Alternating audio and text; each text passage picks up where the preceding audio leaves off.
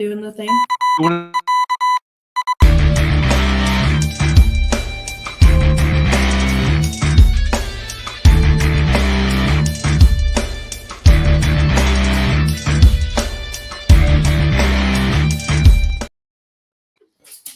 Hey everybody, how's it going? John Anthony, Chairshot Sports, a Sport Court affiliate as always, powered by Zoa Energy.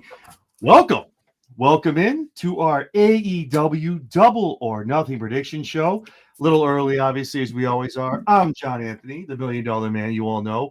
Always joined by my partner in crime, Princess Skywalker, Jesse B. Jesse, how's it going on this Saturday? Pretty good. Hoping that it doesn't hail on my garden. Oh, that's right. Jesse's found a green thumb in this spring, summer weather. So, yep. She's putting jalapenos on sticks. And his name's Jose. That's so original. Yep. My jalapeno plant is Jose Jalapeno on a stick. On a stick? Wow. Yeah. On a stick. You remember, we're live on YouTube. Careful what you say. Jeff Dunham's going to want you to write. Thank you, Jeff Dunham. You're going to have to, I was just thank you. I was saying, give someone credit. You have to write a check. Say thank you. Thank you, Jeff Dunham, for that. I appreciate you. Awesome. Cool. Awesome. I got Collision on in the background. That's fine. That's okay. I had to go find the spoilers because there's a match added. Oh, is there? There's a match added, and the Hurt Syndicate's opponents were decided. So I went and found the spoilers so that we had those matches. I know who it is. Yeah. Everyone knows. Yeah. Well, it's obvious who it was going to be, but the match hasn't happened yet. Hello? I was going to say, it's not the crew. Hello? Definitely. Hello? Hopefully they left their Bowser jackets at home. Crying. Stampede in the house. What's going on, Stampede? Our resident encyclopedia and historian in all things wrestling. Thank you for joining us. What's going on? Chris Killer, thank you for joining in, jumping in a little early. So thank you, everybody who's joining a little early. Obviously, me and Jesse are getting the party started a little bit before 8:30. Waiting for my boy, fellow masshole from the Mob Squad pod, my boy Mike, and Aaron from Aaron Loves Wrestling as well is going to be joining us, a newcomer to Chairshot Sports in the prediction show realm. And a gent I've met online and talked to for a while now on X, wants to be anonymous. So it's Mr. Anonymous from the AEW blog. I will bring him on a little bit if he's able to. He's got some stuff going on at his house. But there's a big time difference from where we already are. So I'm 8:30 p.m. Eastern Standard Time. For my man AEW blog, it's 1:00 in the morning. So little bit of a difference. But he will jump in and give his thoughts when I bring him in a minute. But I'm just waiting until Aaron jumps in, then we'll bring the other folks in and we'll get this party started. So I'm not gonna lie to you. This card isn't the typical Double or Nothing I'm used to. I'm not saying I need 17 matches. I'm up till 2 a.m, but I didn't expect a WWE S five match card. I was like, oh, okay. I mean, well, there's 6 because there is one added.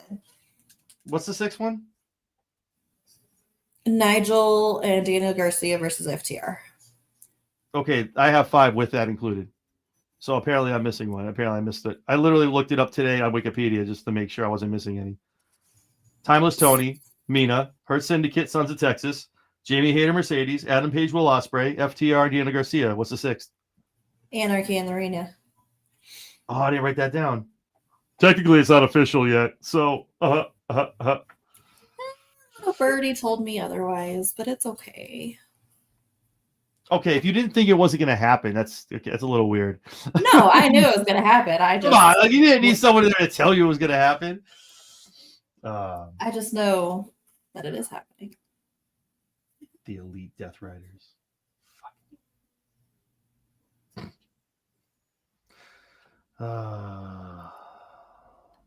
What is that? Omega, Swerve. The Ops. And the Ops. Jesus Christ. The Ops. Fucking Ops. So instead of an AEW title match, we get Anarchy in the Arena. Okay.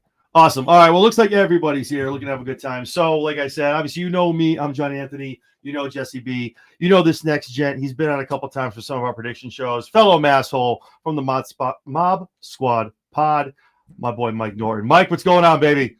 What's going on, my brother? Happy to be here. How y'all going? How's it going for y'all today?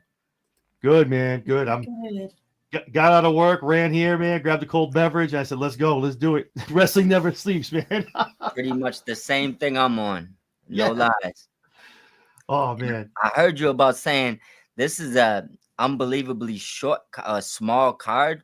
Yeah. I feel like Tony's going to drop 5 more on us, like within the next few Yo, days. for real. We're going to talk about tonight, Wednesday. Obviously, there's 4 more. Like, wait, what? The TNA, the TNT. They'll be doing like the trios, Ring of Honor. Come on, man. Stuff. It will be. It's coming. It's coming for sure. We have to do a quick one then next week before the show. Yeah. Awesome. So I did say we have a newcomer here. I'm always looking across X. A lot of moots that I've had since day one-ish. A lot of people like to bring on board new folks. Yep. Me and this gent talk a lot of wrestling, AEW, mostly AEW and WWE. Yep. My boy from Aaron loves wrestling. Aaron, what's going on, man? What's going on, everyone? How y'all doing? Doing good, man. Pleasure to have you on. This is Jesse B. This is Mike. What's going on? I'm real familiar I know with Mike. Aaron. I'm familiar with him. I was gonna say you guys know each other. Yep, I listen to their elite podcast. All elite podcasts. Yeah, I listen to that. Like you guys, I think Aaron, you came in a little bit while I was talking about it. So this gent, we've talked also go back and forth. You guys might know who he is. Likes to remain anonymous. It's been a long day. Doesn't show his face, anything like that, but want to be part of the pod. Has a lot of great takes on X. From AEW Blog, I get Mr. Anonymous, man. Are you on right now? I'm here, bro. Can you hear me? Oh, we can hear you, baby. Welcome in. I think this is the best gimmick. We were talking about this. He's like, I don't know, man. I'm like, no. You're going to be anonymous, and I love this. I feel like this is like I'm talking to the Raw. I thought I was going to meet and see the face behind the page. No, we don't want it. I love it. Yeah, keep it behind a PC, man. Blacked out. Do it, baby. I love it. I told him like this Batman. is it's like the Raw GM. I love this. Yeah, This it's is the Raw GM. We just need the computer with the little ding. Yeah, the next time we do this, you got to come up with a background and do exactly, just like a little computer, just like someone typing like this. When you're ready to talk, make a little email I notification. You got mail. I do have a lucha mask, but that's up to you. Listen, I'm cool with the black screen. I told you, I love it. I think it's awesome. You're not gonna hear a complaint out of me, man. You do this, and this is awesome. I love it because people are gonna be. I'm waiting for the comments. Who is it? I don't know. I honestly don't know. I don't know. Reveal. He must remain anonymous. That's it, baby. I love it. Everyone loves a little mystery. Awesome. So I think we alluded to a little bit. We're just jump right into it. Obviously, for those of you that don't know, I just kind of run through the card. No really particular order. Obviously, kind of at the bottom, work our way to the top matches. I'll give a little synopsis. I'll give my little quick pick, and then we kind of kick it. I kick it out to you guys, and we just go where the conversation goes. Don't be afraid to say whatever you want to say. There's no time limit. I'm not sitting you without the clock. So say what you want to say. Someone else, you have a counterpoint, bring it up. Feel free. This is all about being interactive. I'll bring up comments when I see them if they're relevant. And yeah, those are the rules of the game, and the points don't matter. And yeah, cool. So let's go. Awesome. We'll start with FTR, obviously with Stokely taking on Daniel Garcia and Nigel McGuinness in a tag team match. I think this match is going to be good. It's going to be a good match between the two. I love heel FTR, especially with Stokely. Anytime he's was a heel manager with him, it's going to be great. With Uber face Garcia and white bread McGuinness. Unfortunately, it depends on where this match starts. I think if it's the first one, I'm like, maybe McGuinness gets good. They go over here, feel good. Everyone gets ramped up. They're feeling good. But at the end of the day, I think this is just kind of there's probably nefarious tactics involved. Maybe someone gets involved. I don't know. But I think FTR goes over here. It just furthers their storyline. No real reason for Nigel to win it. Obviously everyone wants to see him back in the ring. And Garcia, obviously, little no man's land hanging out.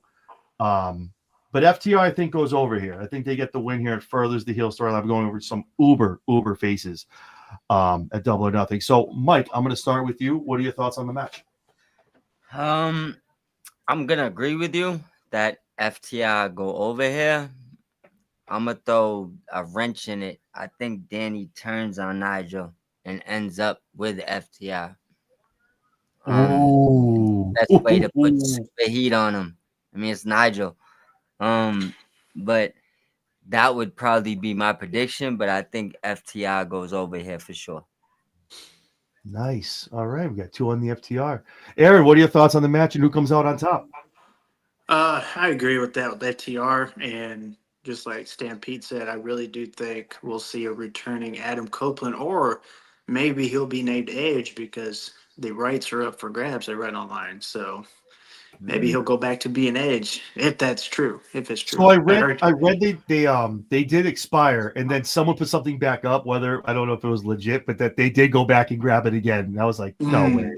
Yeah, of course, typical WWE. Right now would just be left. I mean, Vince would do that. I don't like TKO really gives that too many hoots about it, but I mean, maybe I don't know. But that's so WWE. Psych! Oh yeah, it is. But yeah, I pick FTR, and I think we'll see Adam and Christian back together, and it'll be at All in Texas. FTR and Adam and Christian. Nice. Yes. I think we're going to see eventually Christian leave the family, and it'll be Nick Wayne versus Christian for the Ring of Honor TV title. Nick Wayne will win, and loser leaves the family, and then we'll see him gradually get with Edge, Adam Copeland, and then we'll see the match FTR and Cope and Christian, if that's what they're going to be called now. Yeah, right. I like that though. I think it'll be good. Stampede did just back me up on that. They did grab it back. Dang it. Yeah. Left it for 3 minutes. Ari was like, "Psych, give me that." Yep. Kidding. I guess he could still be the legend. Yeah. The The legend. legend of I'm dead. Mr. Anonymous, your thoughts on the match? To be honest, FTR as a heel is great, love it. But I kind of want Nigel to win. But in regards to Adam Copeland coming back, I don't know if he's sort of fit or ready to come back yet. But I think it's too soon for them to sort of like have Christian and Adam together. Because there's nothing being sort of like teased or nothing sort of being played out for them to sort of like, get together. I think they need to work on that. So it's got to be special, right? It's the last run together. It's got to feel special. It's got to mean something. It's pointless to just have them teaming up just for the sake of, the fans love it. Let's do this. Let's push, do it as soon as possible. I think it takes time for these things to work and for the fans to get behind it. The story between Nick Wayne and sort of Cage is interesting. The tease of breaking up and, moving away from the group is interesting too. But where does Luchasaurus stand? We haven't heard from him. We have apparently he's sort of ready to come back. So what's happening with him? Yeah, kill switch. But for the prediction, I would say probably FTR will win, but it would be nice for Nigel to sort of like get a win. I wouldn't even be mad I know I kind of like Bryan Danielson to return for the Anarchy match and cause a scene, but I would also like to see Bryan sort of return and have a go at like FTR and, side with Nigel. So maybe at Texas we get, or the pay-per-view after we get Nigel and Daniel final sort of, teaming up type of thing. That would be interesting as well. But yeah, I'll go with FTR because I think that's obvious where we're going. But it would be nice to see Nigel and Garcia win. I agree with that too. No, I would like to see, again, it was such a good feel. Nigel with such a huge pop on getting that win. And obviously Deanna Garcia is such a big fan favorite. So them winning I wouldn't be mad about it either way. But I think FTR, I think we know is they kind of further their line and kind of get that much more heat on them. So Jesse B, what are your thoughts? So I'm going to go the total opposite of everybody else. And I'm going to say that Nigel and Daniel win this match. And I'm going to say it's due to Cope's interference.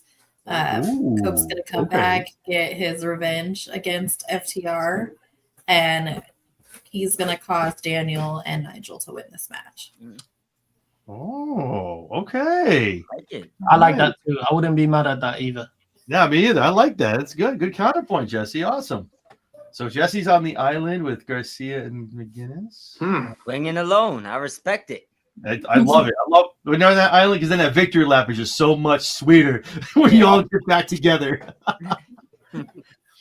Awesome. All right. So again, I don't know where these gonna open or where they're gonna end, where it's gonna end up. But if it does open again, Face is going over there. The place is gonna go nuts. They're gonna love that. Feel good, and here we go into the whole rest of the pay-per-view. Timeless Tony Storm and Mina going head to head for the AEW Women's Championship. I think we can all.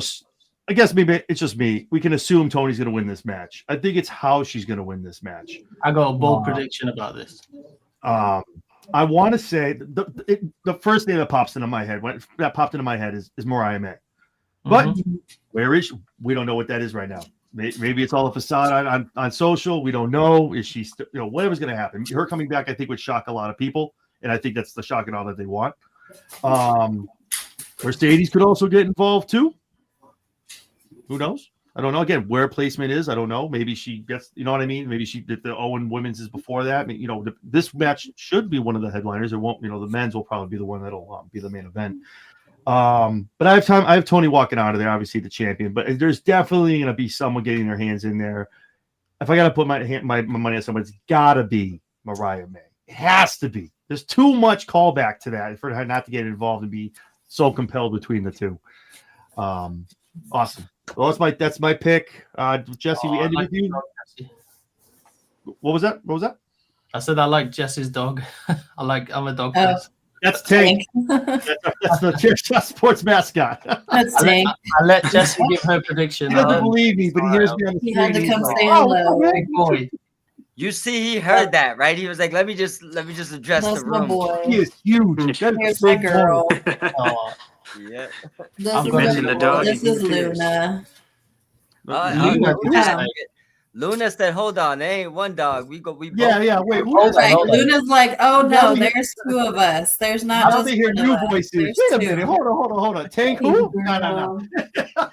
my dog's name is Luna as well. Oh, is it? Yeah, she's she's a Luna. I love it. They're both German Shepherds. Jesse, I'll run it back to you. Your thoughts on the women's match? Who's walking out champion? How's it going down? When I was writing down my predictions, my first thought was Mariah May too, coming back and getting involved in this match, and just kind of totally swerving everybody and actually re-signing with AEW. But I still think Tony Storm wins. I don't think that they're going to have Mina come in and win the AEW Women's Championship off of Tony Storm right like that a week after signing. I just don't see that happening. That just seems too WWE. Sorry to say it, but it just seems too WWE. I don't know. A lot of their signees are taking some L's right now, so I don't know about that. But so I'm gonna definitely go with Tony Storm taking this match. Okay, awesome, cool. Two for Tony. Awesome. Aaron, what are your thoughts? I'm also going with Tony, and I really do believe Mariah May will return. And not to say that she resigns, because I think she still has a couple months on this contract. But, I mean, maybe. I mean, she stated that her dreams had been to go to WWE. But if the money is right, and Tony Khan has the money, then maybe she'll stay. And then we'll see her another year or two. But I think Tony Storm will win, and I really do believe it's going to set up at AEW All in Texas, Hayter versus Storm for the Women's Championship. Yeah. See, you gave away the next pick, but yes, I'm with that. Yes, all day, baby. All right, cool. So that's three for the T. Mike, what's going on? How say you? I think all of you bring up Jumanji's jumping around. Interesting things. First thing, the Mariah May topic is super interesting because if you notice, she's been posting pictures of that AEW women's title for like a week now. It's like a daily thing. You could take that as like a goodbye. You could also take that as if she pops up, she's letting you know she wants her title back. I believe if we see her, she resigned. I don't even think they'd waste their time bringing her back out in a segment this big over the title again if she's not re-signed. So I just say if they're in the room negotiating, for her to be running out at this pay-per-view, she has to sign the contract first. So if we see her, I would say she's there. She's there for the long haul. With that being said, no way Mina wins, regardless what happens there. Ain't no way. No, like even and I would love to see Mina win this. I would have. I wouldn't be mad at all. Yeah, I'm a huge fan of Mina. I just have a funny feeling that if Mariah May did appear, Mina's the one she's gonna cost. And I mean, we'll probably inevitably get the Tony Mariah again. Especially if she re-signed. If she re-signed it for big money, she's not going to the bottom of the card. So I would assume she's gonna be right back at the top of the card. But with that being said, I'm just gonna go with everybody else's pick. I think it's the easy and obvious pick. I do believe there'll be some sort of shenanigans, whether it be Mariah May. It's kind of, I guess, time will tell. But Tony walks away still the champ. Awesome. All right, so that's 4 for 4. Stampede lets us know, until August is when her contract is going till. So she'll be out in August. So she still has a couple months, but I totally agree. TK is not one to let you go on TV. If you're not coming back, you're not coming back. You're gonna ride that bench. You're gonna ride the car. You're gonna wait till that contract runs out. I've seen it many times before.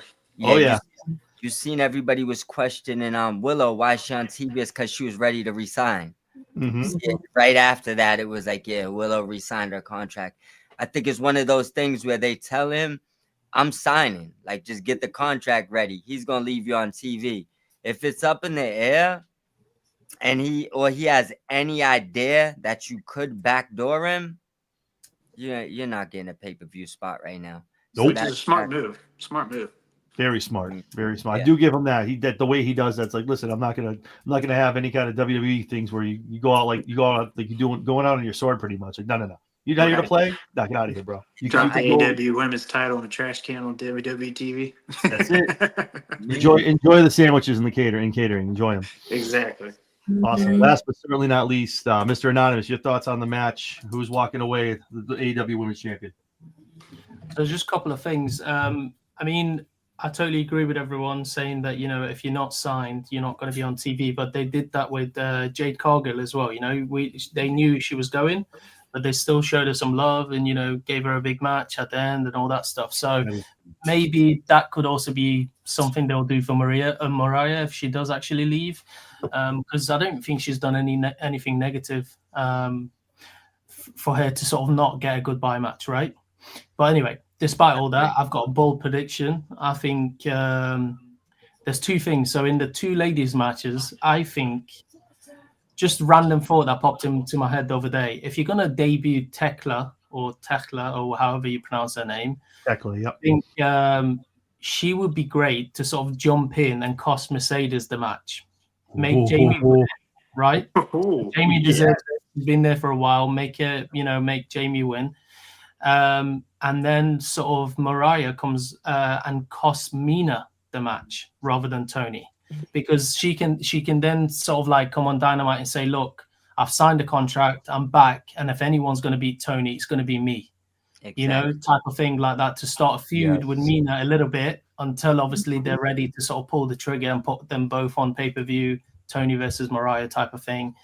And yeah, that's my prediction. I think Tony's going to win. I'd like to see Jamie win because I think she deserves it now. She's come back and it kind of feels like they've just been feeding her crumbs. And she's one of the best in the sort of division, so she definitely deserves the win.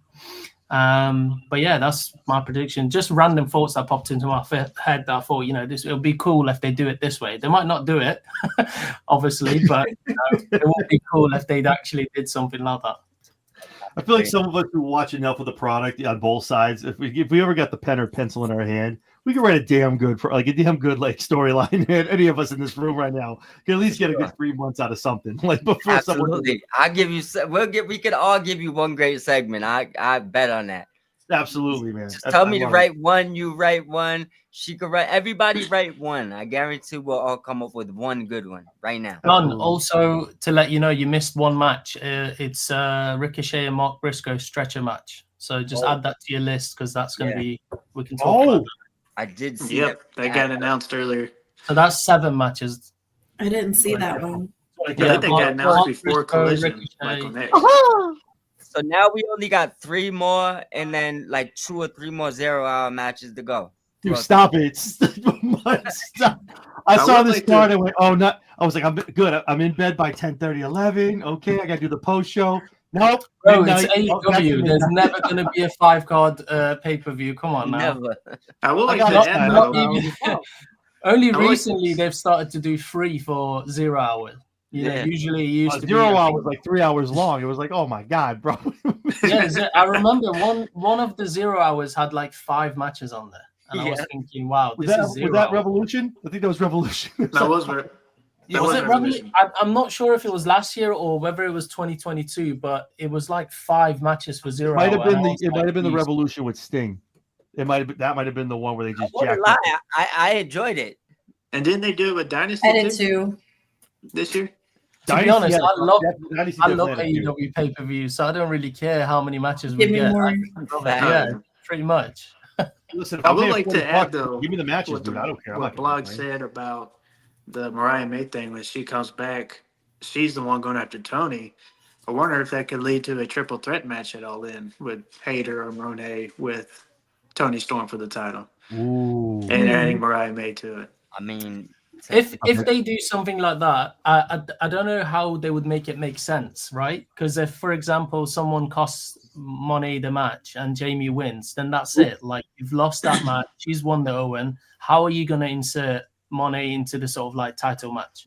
Do you know what I mean? No, it's not about inserting Mariah May because she's the one that's going to beat Tony Storm for the title. Like what you said earlier. I kind of feel like I don't know if the fans will be happy with. Because, like, for example, if Jamie wins, right, then it's her sort of opportunity and chance to go for the title again, right?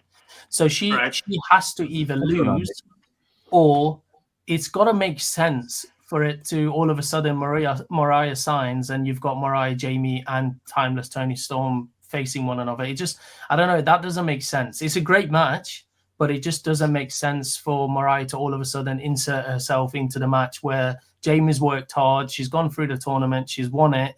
And same as Timeless Tony Storm, she's done all these sort of like, you know, challenges and all these matches. Now they got to face one another. So for Mariah to sort of insert herself into that match, it's going to be weird. To me, that doesn't make sense. Yeah, they can do it at the pay-per-view after. They can do something like that maybe. But I don't know. Yeah, there's 2 ways I think they could explain that still wouldn't even be good explanations. Like, or maybe I guess Mariah may cost Storm the title at All In to whoever she faces. Could be. What I would say is if you really, really like wanted to force her into the match, just say she put them on the ropes and was like, look, I instantly want a title back and I'll sign right now. And this is the way for them to make it work. I mean, and these ain't good explanations I'm going to throw out there. I guess you could hang it on. She demanded to be in that match to re-sign. She is the glamour. So you could do that. That would be interesting. Well, since Mariah losing, she hasn't got a rematch, right? Yeah. You can use that angle saying, look, I've signed a contract. I still haven't got my rematch. So this is where I'm going to sort of like do my rematch. Or no, she did get a rematch. She lost the title at Grand Slam and then got a rematch at Revolution. Oh, you're correct. You're correct. Yeah. So her rematch is about Revolution. That's right. Yeah, you're 100%. Yeah, you're right. I completely forgot about that. Right. So another way you can do that is, I signed a contract. I demand Tony to give me another rematch, but she will cost Jamie the title at All In. And then sort of the next pay-per-view after that, Jamie can say, well, I want my rematch. So, okay, let's make it a 3-way then.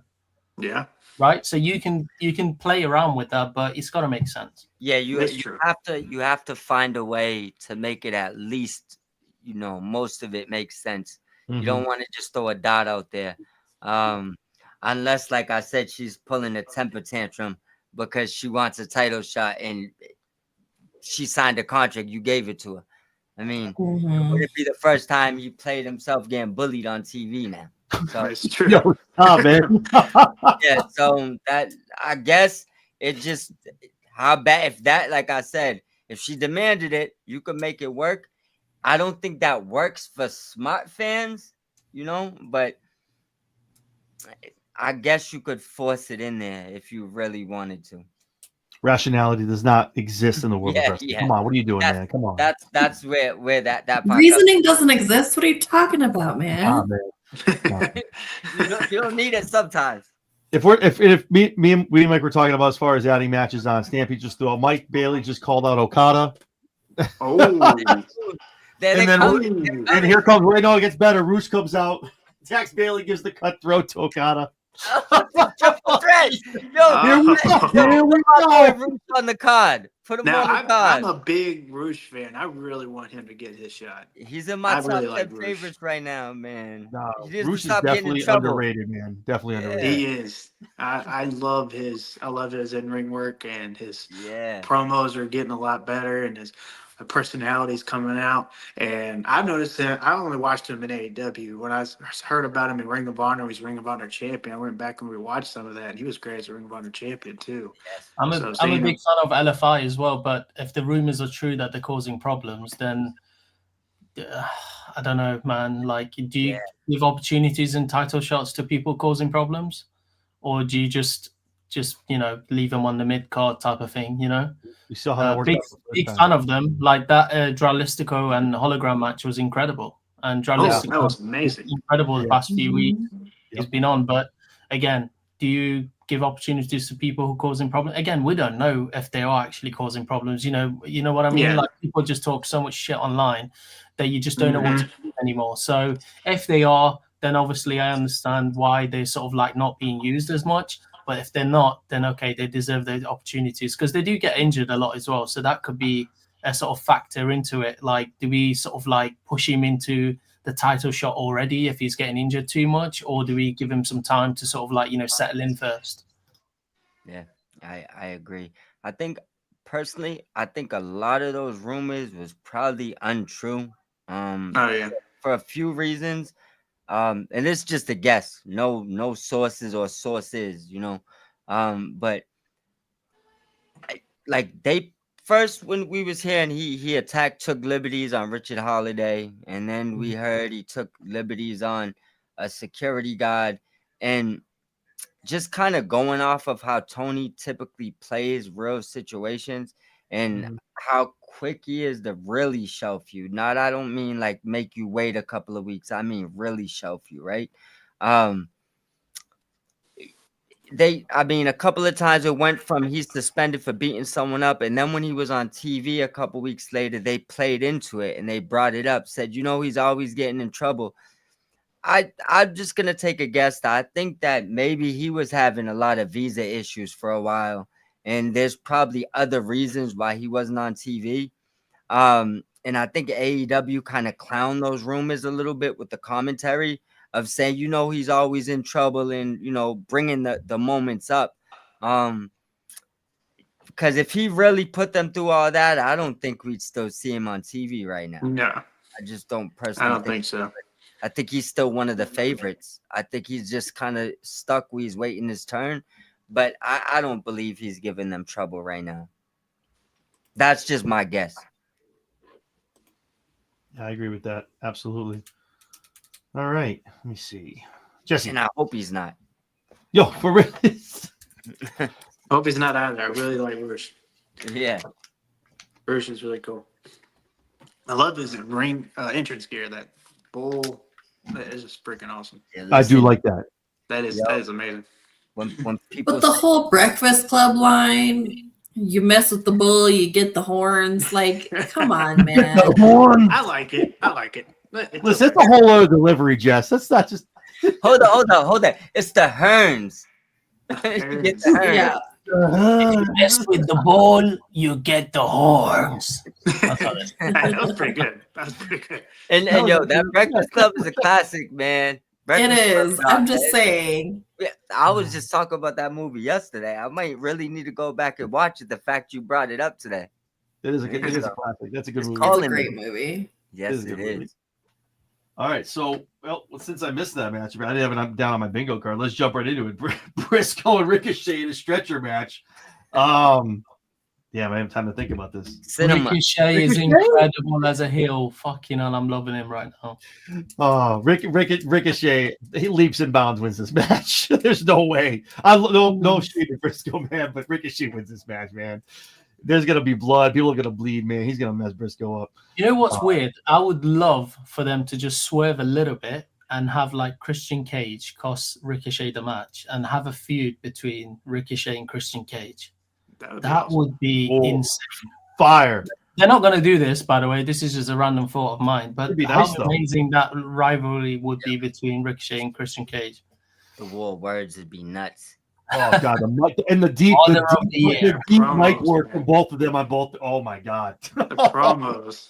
That's what I'd be interested in seeing. Shame on Promo would be anybody fire. that thought Ricochet couldn't cut a promo. Sorry, John, I ruined your segment. Go ahead. Oh please, no, this is what we're here for. Don't worry about it. No, it's all good, baby. I agree. No, that would be fire, man. I think that would be an awesome rivalry. But yeah, the promo work from both of them. I don't know who would cut deeper.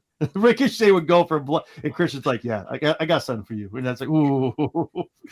Hey, Ricochet, how's your father? Yo, You know he's open. Ricochet, let's see. What are some of the hits? He's gonna call him an ex-WWE guy. He's gonna call him like, could he get in TNA? What are some of the hits? He's just gonna go down the line for Christian. He's gonna ask him how many times he tried the hair club for men. Yo, oh stop, yo, come on. It's all coming. It's all coming. Bless you, Jesse. Thank you. Awesome. All right, so I got Briscoe. What a weird match to have on a pay-per-view, though, right? Yeah. Stretching. But again, like Mike said, Tony was looking, going, this is not long enough. No. We need something else on this card. People are already complaining about this card and saying it's the weakest Double or Nothing card. I was telling Jesse before some of you came in, this is a little softer to me. I do like the matches, but I think people are used to when it's all in. Double or no, they're used to the 15 card, like kind of. But remember when people complained about Double or Nothing when the 4 pillars were sort of like main eventing? But that pay-per-view turned out to be such a good pay-per-view. It was underrated. So again, with the AEW cards, you always look at it and be like, is this going to be good? But then it turns out to be like really good because of the action and the wrestling and, the storytelling. So people just need to be patient. I don't get what's wrong with people nowadays. They just don't have no patience whatsoever. Yeah. IWC just wants self-gratification. When it's not what they want, it's a crash out. It's like, come on, man. Like, let's go. I think me and Jesse say it all the time on all our post shows of all the pay-per-views. They never really put on a bad pay-per-view. They really don't. Like, you might be like, oh, there's never a bad pay-per-view. It's still going to be better than Backlash. Well, it's just like the John Moxley title right all now. five of us can get in the backyard and put on some better matches than Backlash. Okay? Everybody's been complaining about the Moxley title reign, but I mean, he's only been what? It's like 8 months now, 9. When we sat through 4 years of Roman, the other company. I mean, WWE. When Moxley may hold the title for a year, I see him losing it all in, but who knows? What if he does it? Yeah. I think there's a reason that if he there's doesn't lose it all in, I mean, you thought the internet was bad now. I mean, everybody's going to be hating on it. I like the Moxley run. I like the Death Riders. They started growing. At first, I was kind of but they kind of grown on me. So I like it now that the addition of Gabe Kidd. I mean, if he's officially joined the group, but the way he's teasing online, Kidd's posted a few pics of him and Moxley.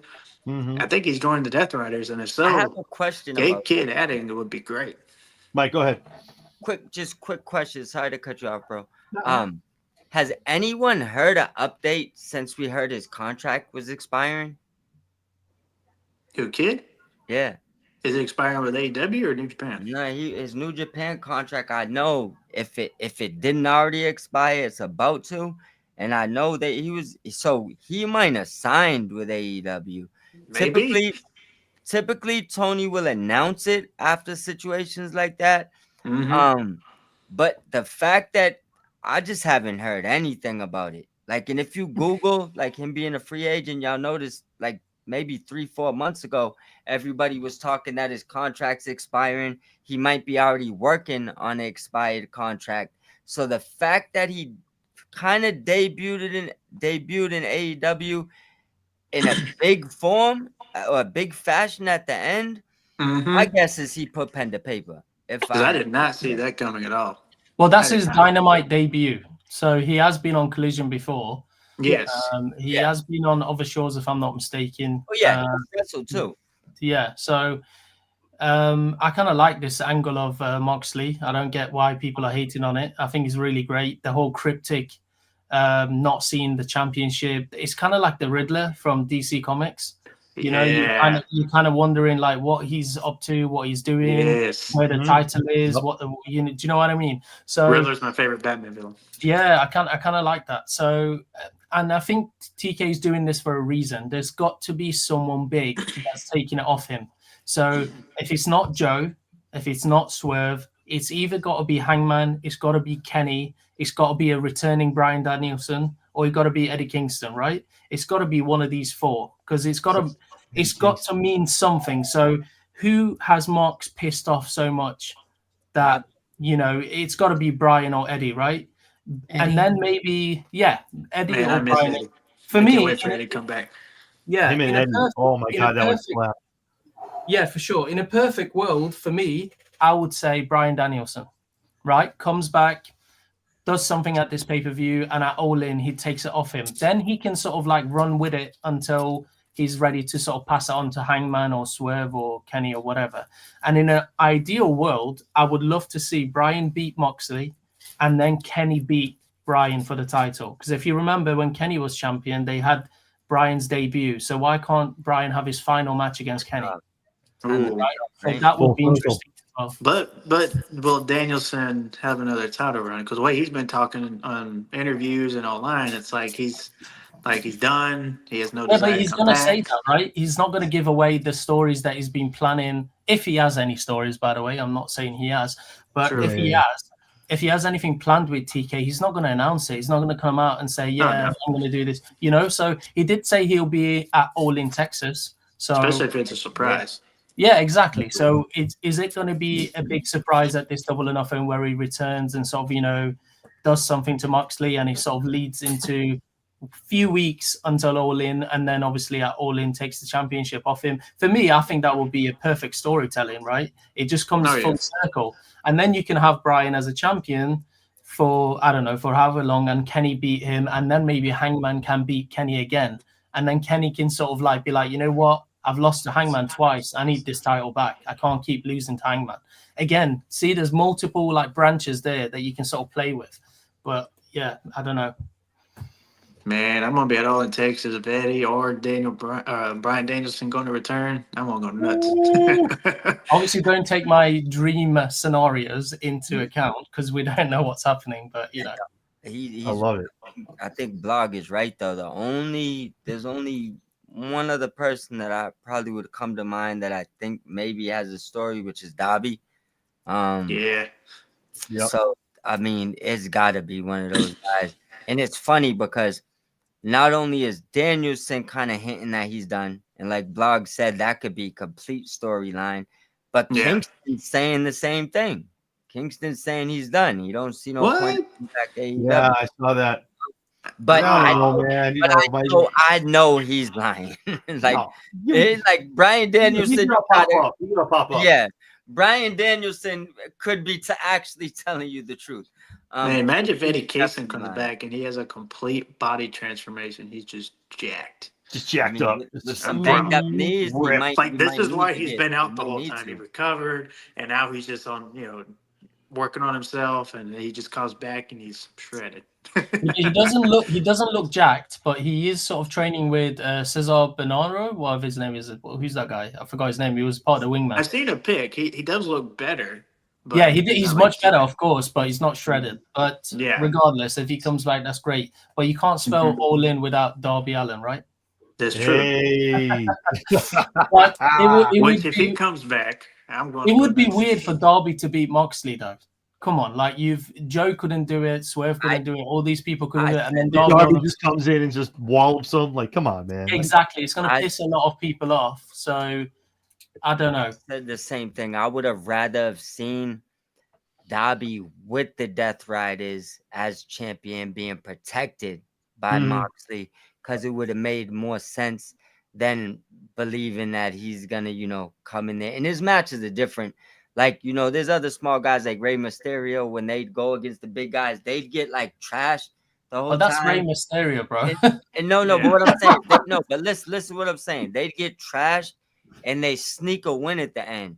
Yeah, for Darby sure. like goes in there and bangs 50-50, like he doesn't care.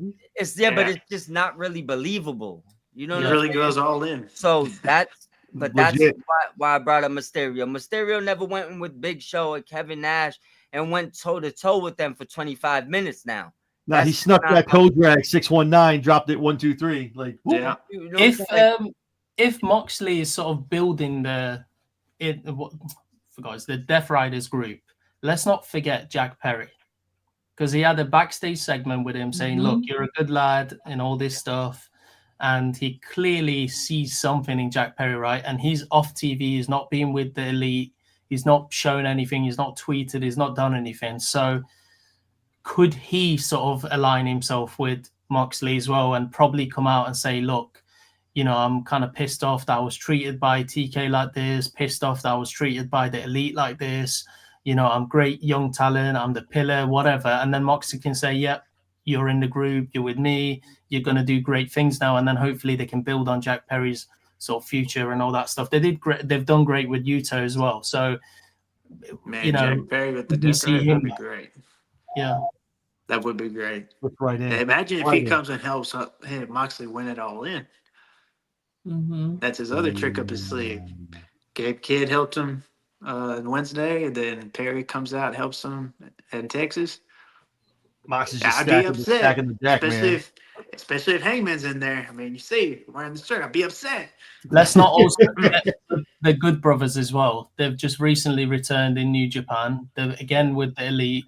So could that mean, again, that's another thing Jack Perry could be pissed off about, saying, look, you kicked me to the curb. You haven't called me or whatever. And all of a sudden your best buds are free agents. Now you're going to side with them, That could also be another storyline where the Elite, Okada, and obviously, Young Bucks, Okada, and the Good Brothers become the new Elite. And then you've got the Death Riders on the other side.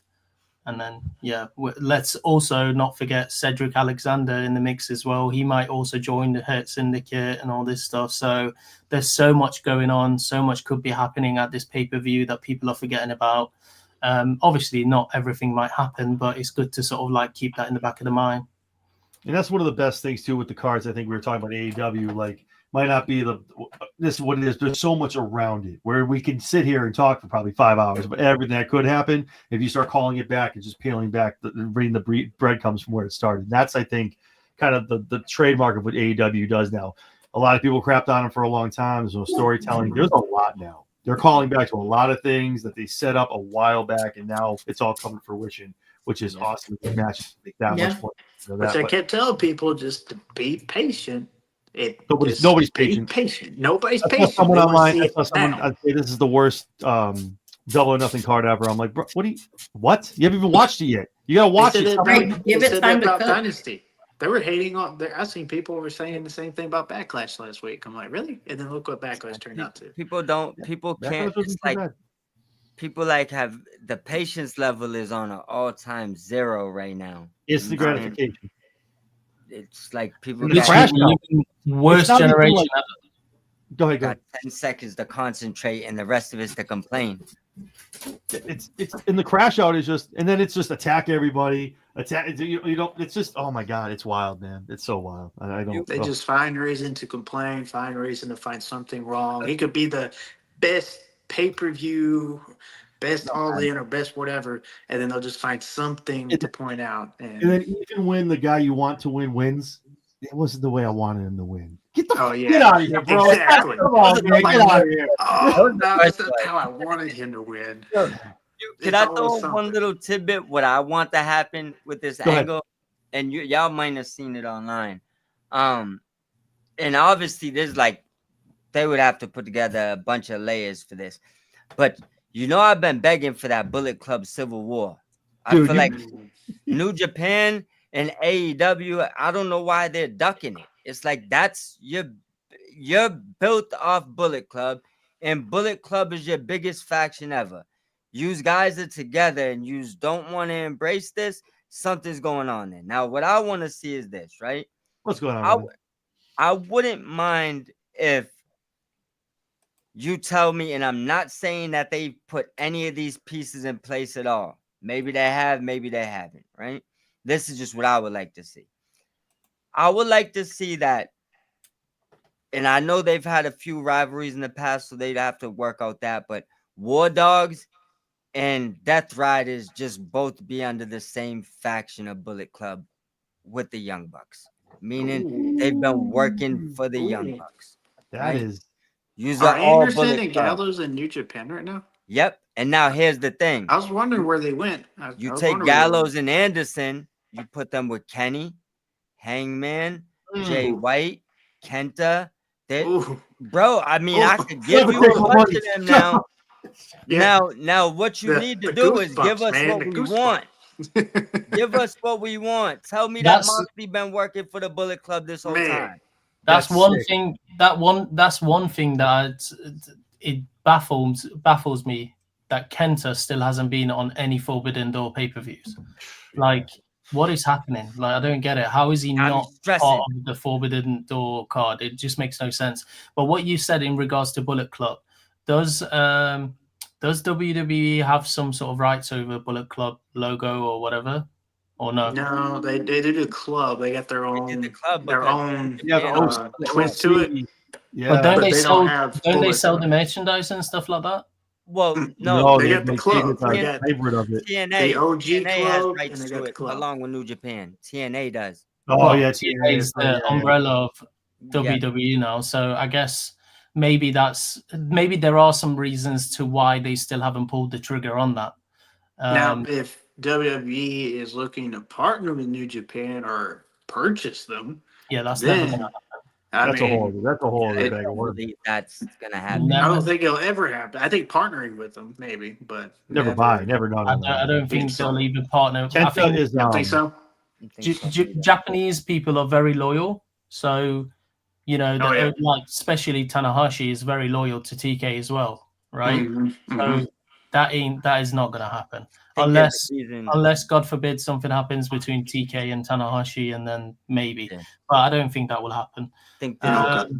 But yeah, I mean, when they started Bullet Club Gold in AEW, I was like, there you go, that's the start. You can have Bullet Club Gold versus Bullet Club OGs, right? But unfortunately, it didn't happen, which sucks. I mean, where the hell is the Guns? Like, you brought them back to feud with the Hurt Syndicate, and then all of a sudden they disappeared. They're all fucking hurt. Yeah, I mean, they're back. They came back, and then unless they got hurt again, they're back. They wrestled a few matches. Yeah, they're not starting to get behind the Guns because I like the Guns. I think they're good. The Guns is awesome. They didn't even explain why they wasn't with Jay White at the time. And I know Juice is hurt. Well, the reason Jay White. Sorry, Jesse, go ahead. Yeah, Jay White's hurt too for sure. Jay White's hurt too now. Yeah, maybe that's why they're holding up because Jay White's hurt. But that's dumb, bro. Like they're trying to sort of like bring back the passion of the tag team and all that stuff, right?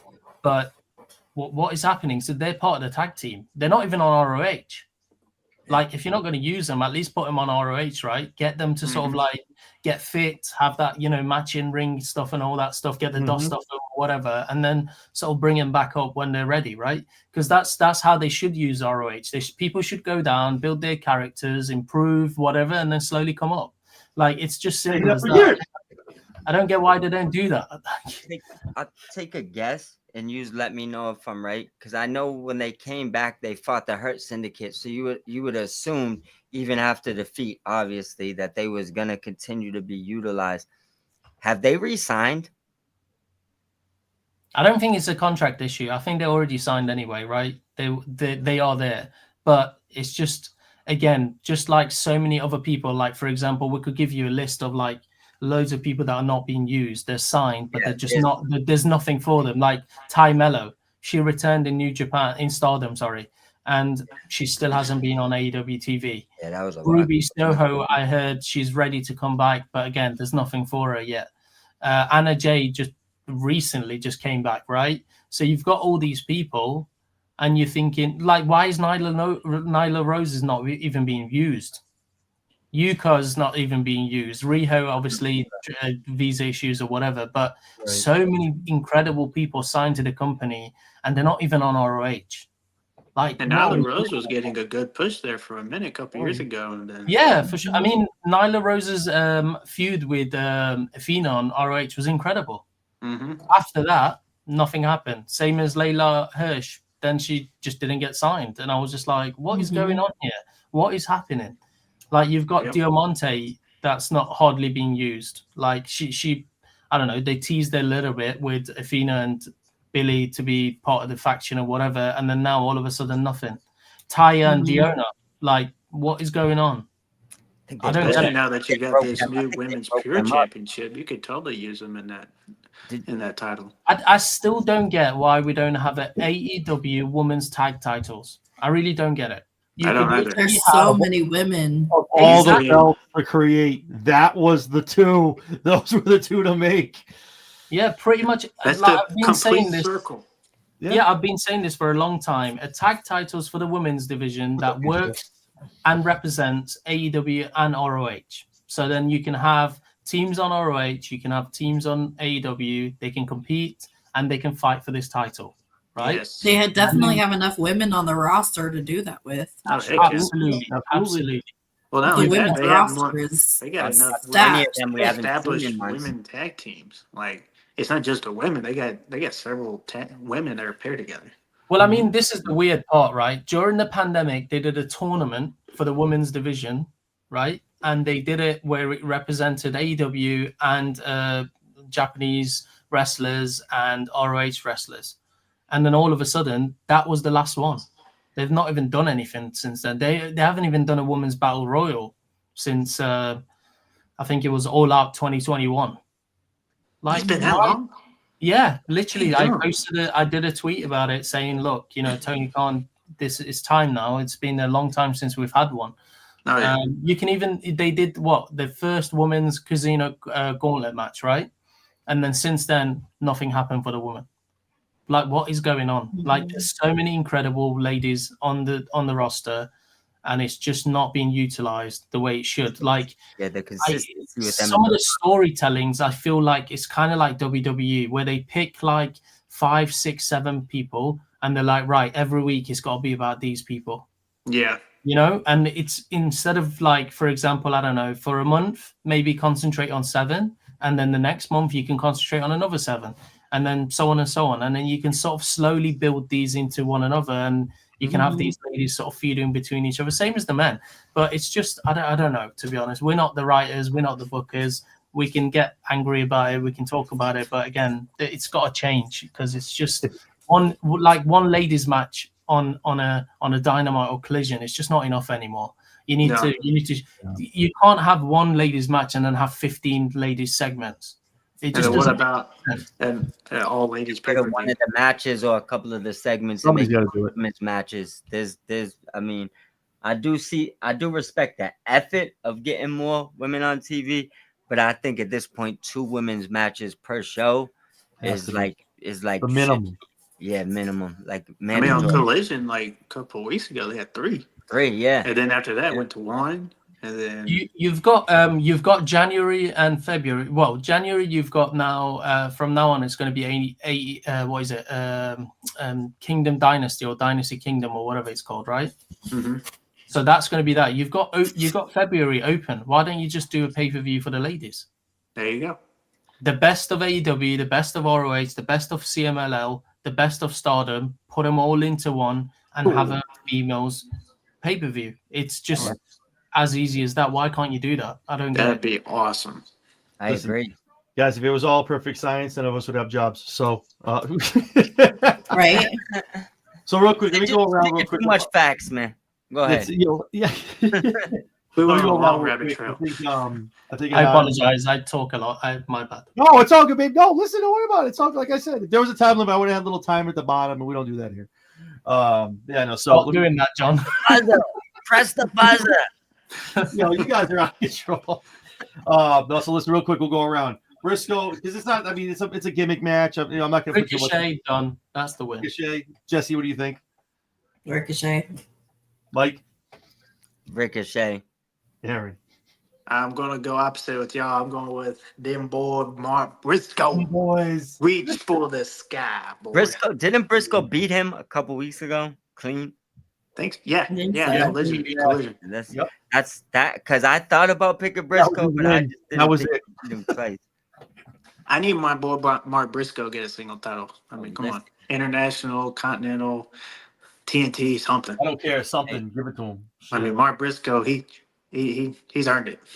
Oh yeah, listen, Agreed. Tenfold. I'd never be mad at Briscoe winning. So I mean, he might not want it. He might just doing it, having fun, doing what he's doing, having fun.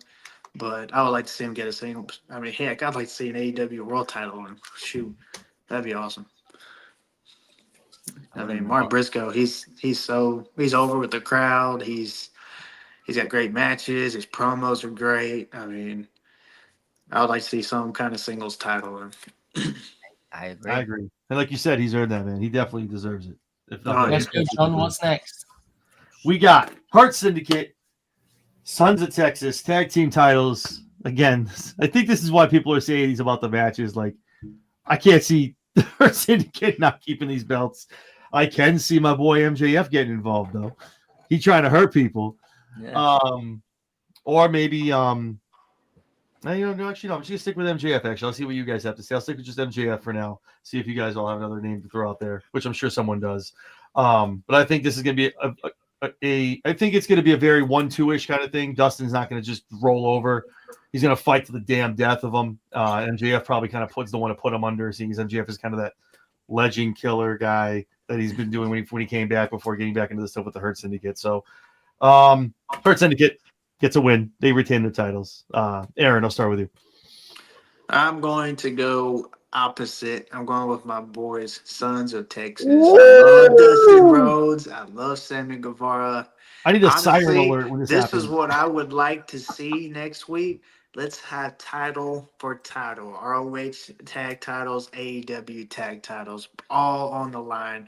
It's double or nothing.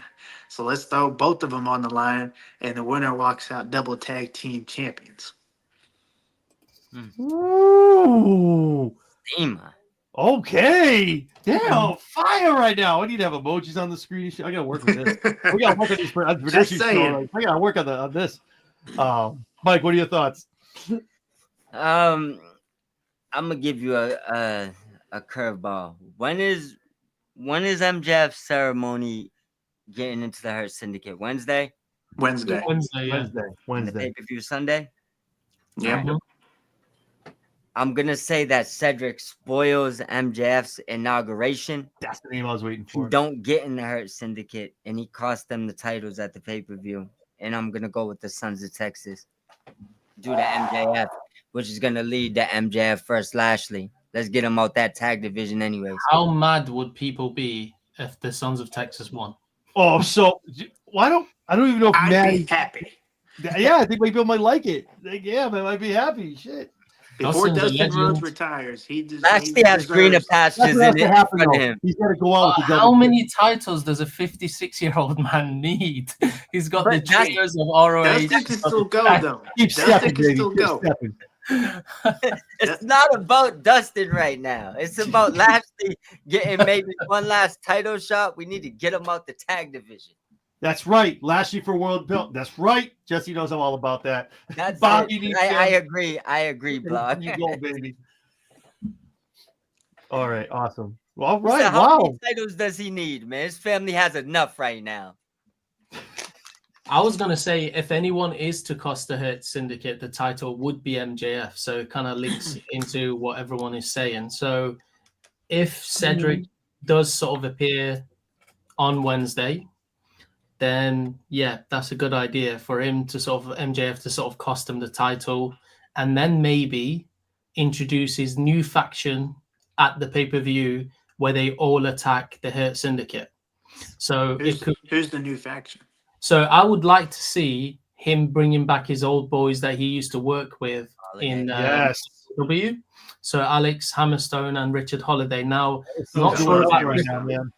Yeah, I'm not Yeah, sure he's about a Richard, Hammerstone. whether he's actually signed to MLW or whether he can sort of like it. I'm not sure if he's a free agent, but I know Alex Hammerstone is. Stampede, So let me know. Where's he signed to? I think it will be good to have MJF, Alex Hammerstone, and Wardlow. So you could have I miss Wardlow. my boy Wardlow. I miss him. Yeah, Yo, so I miss him could dearly, be man. this could be a good faction that could actually face off against the Hurt Syndicate. Because if you sort of like put them in a ring, Lashley Cedric versus and Wardlow, baby. MJF, yeah, Cedric and MJF could be a great matchup. And then you've got Bobby Lashley and Wardlow, and then you got Sheldon and Alex. So that kind of sort of, if that could happen, I don't know. I agree. Hammerstone will not be joining AEW. Well, there you go. I don't Oh, know. there you go. Well, I mean, you heard it here first. Is it I've spoke confirmed? to Alex Is it myself. confirmed? I've spoke to Alex myself. He's open to it, but I don't know if this is. I don't know if he's changed his mind or things have changed. I'm not sure. So Yeah, the Hammerstone? He's like yeah, I speak to him. AEW too. That's If awesome. you speak to him, we'll talk after. I speak lucky. Well, I'm quite lucky. I speak to a lot of people, a lot of wrestlers, and all that stuff. So they're nice people. They're all good individuals, and they're all very polite and respectful.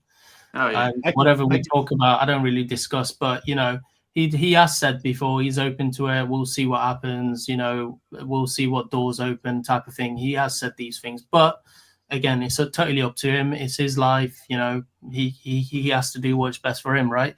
Yeah, I agree. But I second that though. I've been privileged in doing this, like getting to talk to wrestlers and of like ones I never thought I'd talk to. And yeah, they're amazing individuals, man. They really are. I haven't come across a bad one yet. I'm sure it's out there. I'm waiting for the first one. I'm waiting to get like big timed or some shit like that. But for the most part, they're all amazing. I know Jesse can speak I to can that. name one, but Okay, Jesse. Oh, Jesse. Uh-oh. Name Jesse- dropping. No, don't name it. Drop it. Jesse, your thoughts on the Hurt Syndicate and the, Jesse, first initial and last initial. Oh, Jesus. shit. Probably. What were we? It went in and out of my ADHD head. I got one, but I'm not going to say it. I think we can all talk about after the year. I can tell you. JC. JC. That's Oh, mine so the too. first initial J, and then obviously from his surname C, right? Yeah, no, that's the yeah. I think I know who that is, but This let's name just sounds kind of familiar. Like it's like floating around recently, huh? Anyway, Mike. So Anyway, possibly, Anyway. possibly. Jesse, your thoughts on the Hurt Syndicate and Sons of Texas?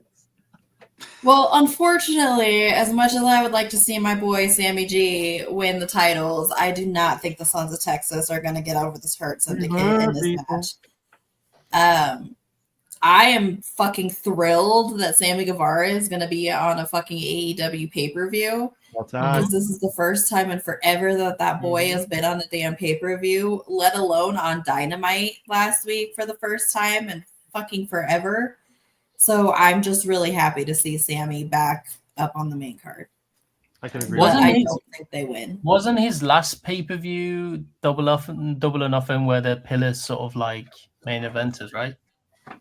No, I think he's been in one since then, but since I think he was on 0 Hour though, right?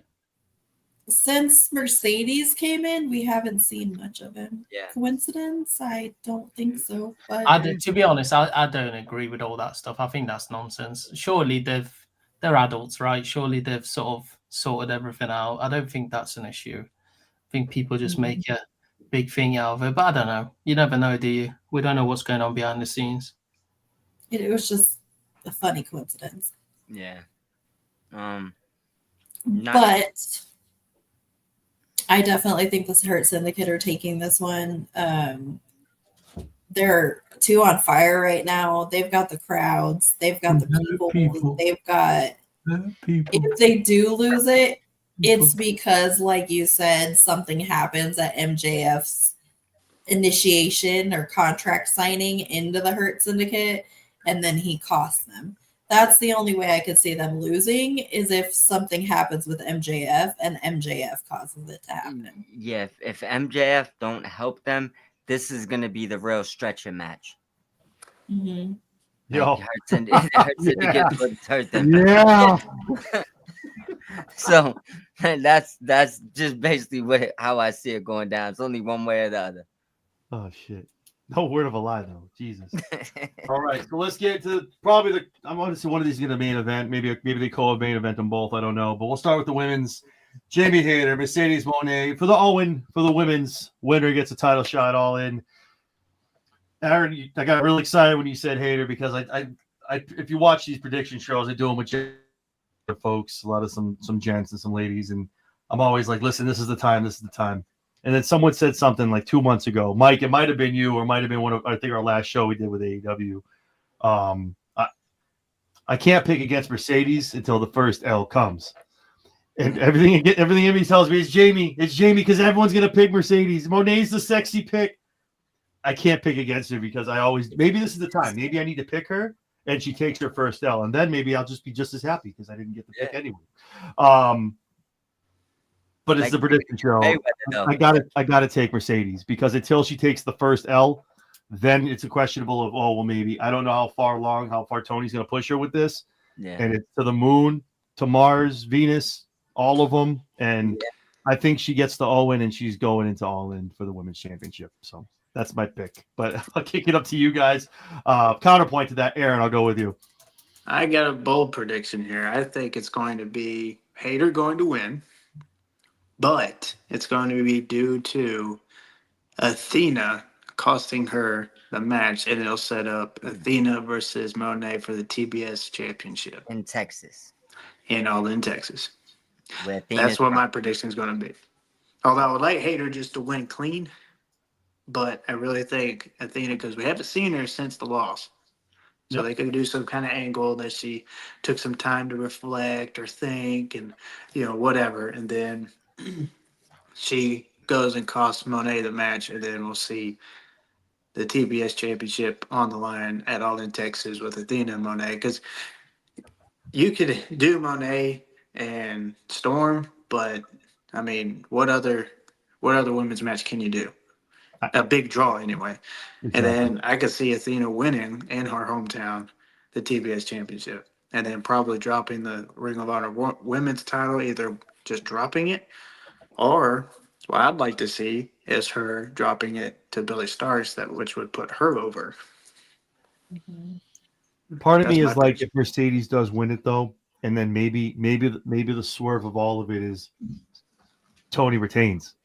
And like everyone's like, oh, Mercedes climbed this whole mountain. Get out of here. Boom. Storm's like, no, sorry, get out of here. Sorry, get out. And everyone's like, no way. That's kind of my hope, but I like yours as well. Mr. Anonymous, your thoughts on the match? Yeah, I think I gave an early prediction, didn't I, earlier on? I think we all did a little bit. Yeah, so I think I kind of like that Athena angle as well. That makes sense because they sort of revisit it.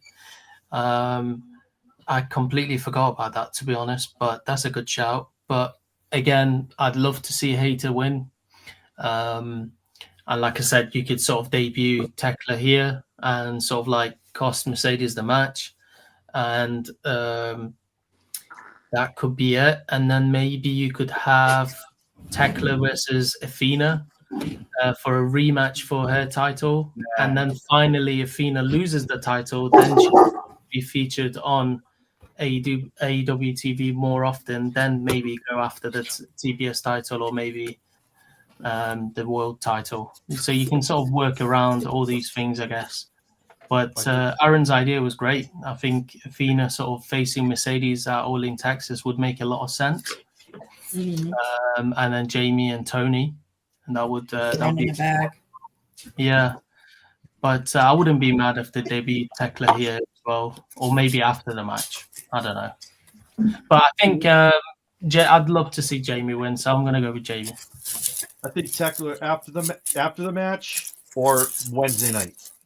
Because especially if there's some wild stuff going on, everyone tunes into the Dynamite after. So Maybe, yeah, you could always do it because Dynamite's after pay-per-views kind of feels like Raw after a pay-per-view, right? yeah, Or Raw after WrestleMania, right? So you could maybe do a debut then, maybe, but that's if they want to do it that way. Awesome, Mike. Your thoughts? I like everybody's ideas here. I think Athena's. I seen Stampede jumped in and said we'll definitely see Athena this match. I agree. I think that Aaron nailed it. Dude, not only that, she's from the Texas area, right? Like Dallas or something. Mm-hmm. Yep. Yep. So She's from there. yeah, I mean, it's probably the best. I mean, outside of how you feel about the Mariah May and Tony, like that Athena and Mariah, like I was there, like in the crowd when they wrestled. Like that match was crazy. So to run them back again, I mean, in her home state, I don't think it gets no better than that. But with that being said, I'm not gonna pick against Mercedes. That's exactly what I did. Can't do it. Hey, look, let me explain that, right? It was like, gotcha. I've started betting on Mayweather when he was like 12, 13 and 0, right? And I live or die with Mayweather. If I lost the bet with him right now, I wouldn't care because he gave me about 45 freebies, right? So it's just one of those things where it's like, look, I wouldn't mind seeing her lose. I think Hayter has the better story. I think it would be probably the bigger deal, especially how last time ended with her with her title shot with the injuries. It definitely, she left a lot of meat on the bone with that title run, right? So I think she's the bigger deal to go on and get this. I just won't do it. I'm not gonna pick against Mercedes. All shenanigans, everything aside, I'm just gonna pick Mercedes, and I'll gladly take the loss if it goes the other way. Seriously, I'm the same way. Please, I'll take it. Let's go. Yeah, I'll just accept it. I'm just gonna take it. I mean, send me the L. Throw me the Mayweather picture, throwing the L's at me. It's fine. But I'm gonna take Mercedes. I feel you at every word of that. I feel that's exactly how I feel. I'm like putting the circle around and I'm like, beat me up the day after. It is what it is. Exactly. Yep. Jesse, what do you think? How's it going down for the ladies in the Owen?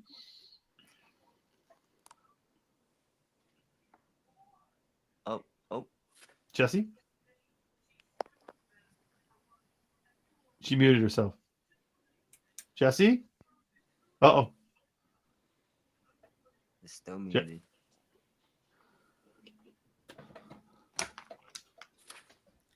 Jesse? We can't hear you, Jesse. What's that? What's the Cody Rhodes meme?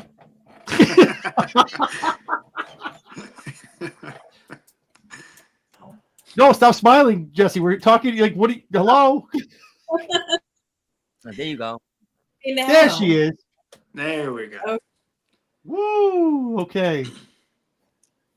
Technical difficulties. Anyway, Go ahead, Jesse. technical Your thoughts difficulties. on the Hayter Mercedes match? Who's walking out? I am going to go with Jamie Hayter in this situation. I think Jamie Hayter is the better pick. I think there's a bigger draw, honestly, to see Jamie Hayter versus Tony Storm at All In. So I am going to go with Jamie Hayter in this one. Okay. Little mixed bag in the room. I like it. Trust me. I think Jamie Hayter makes sense. Jamie Hayter makes sense because she lost to Tony at Full Gear, so it's the better it story. would just. I totally agree. I'm so gun shy. Like I get the Mayweather effect. I'm picked against. I picked so many times to lose. Run it back. I'm like, maybe I pick her now, and maybe now she loses. Maybe it's just like the backwards effect. I don't want to be the guy to pick against Mayweather and he still wins when I knew he was gonna win. Yeah, plenty of those matches he lost. Don't get it twisted.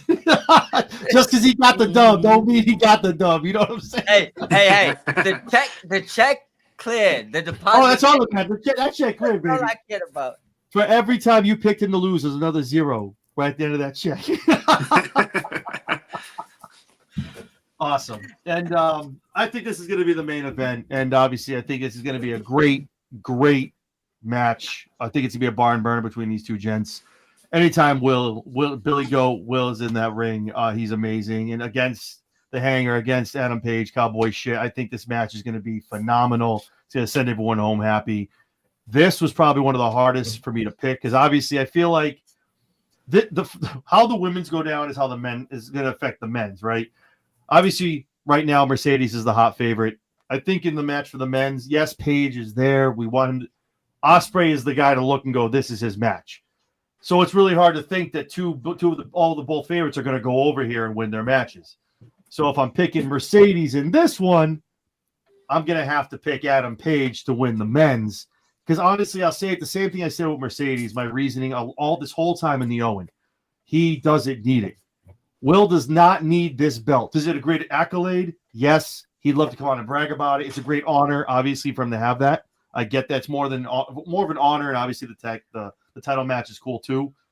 But Will, for what it is, can win it next year, and Will can come out and he can get a title shot in 2 weeks if he wanted it. Really go for it and get a title shot. Will doesn't need this. This is vindication for Page. He gets this back now. No one can stop him. He gets his shot back at the title at All In. Adam Page walks out, gets the win. Is there nefarious? I want this match to be clean. In my heart, I want it to be a clean match. I don't want anything to be said. It's not fair to Will or Adam. It needs to be clean. Just leave it all on that damn mat. Put your arm over him, get a 3, and that's it. And shake hands and walk to the back. Like, I want it to be clean. Will it be? I don't know. We'll see what happens. But I have Adam Page walking out your men's Owen champion this year with a shot at All In. All right, so we'll start with Mr. Anonymous. What are your thoughts on the men's Owen? How's it looking to you? Originally, I definitely wanted Hangman and Jamie Hayter to win. And I wouldn't be mad if, like, for example, at the beginning, I was like, it's either Jamie Hayter or Chris Statlander. But I would go with Hangman for sure.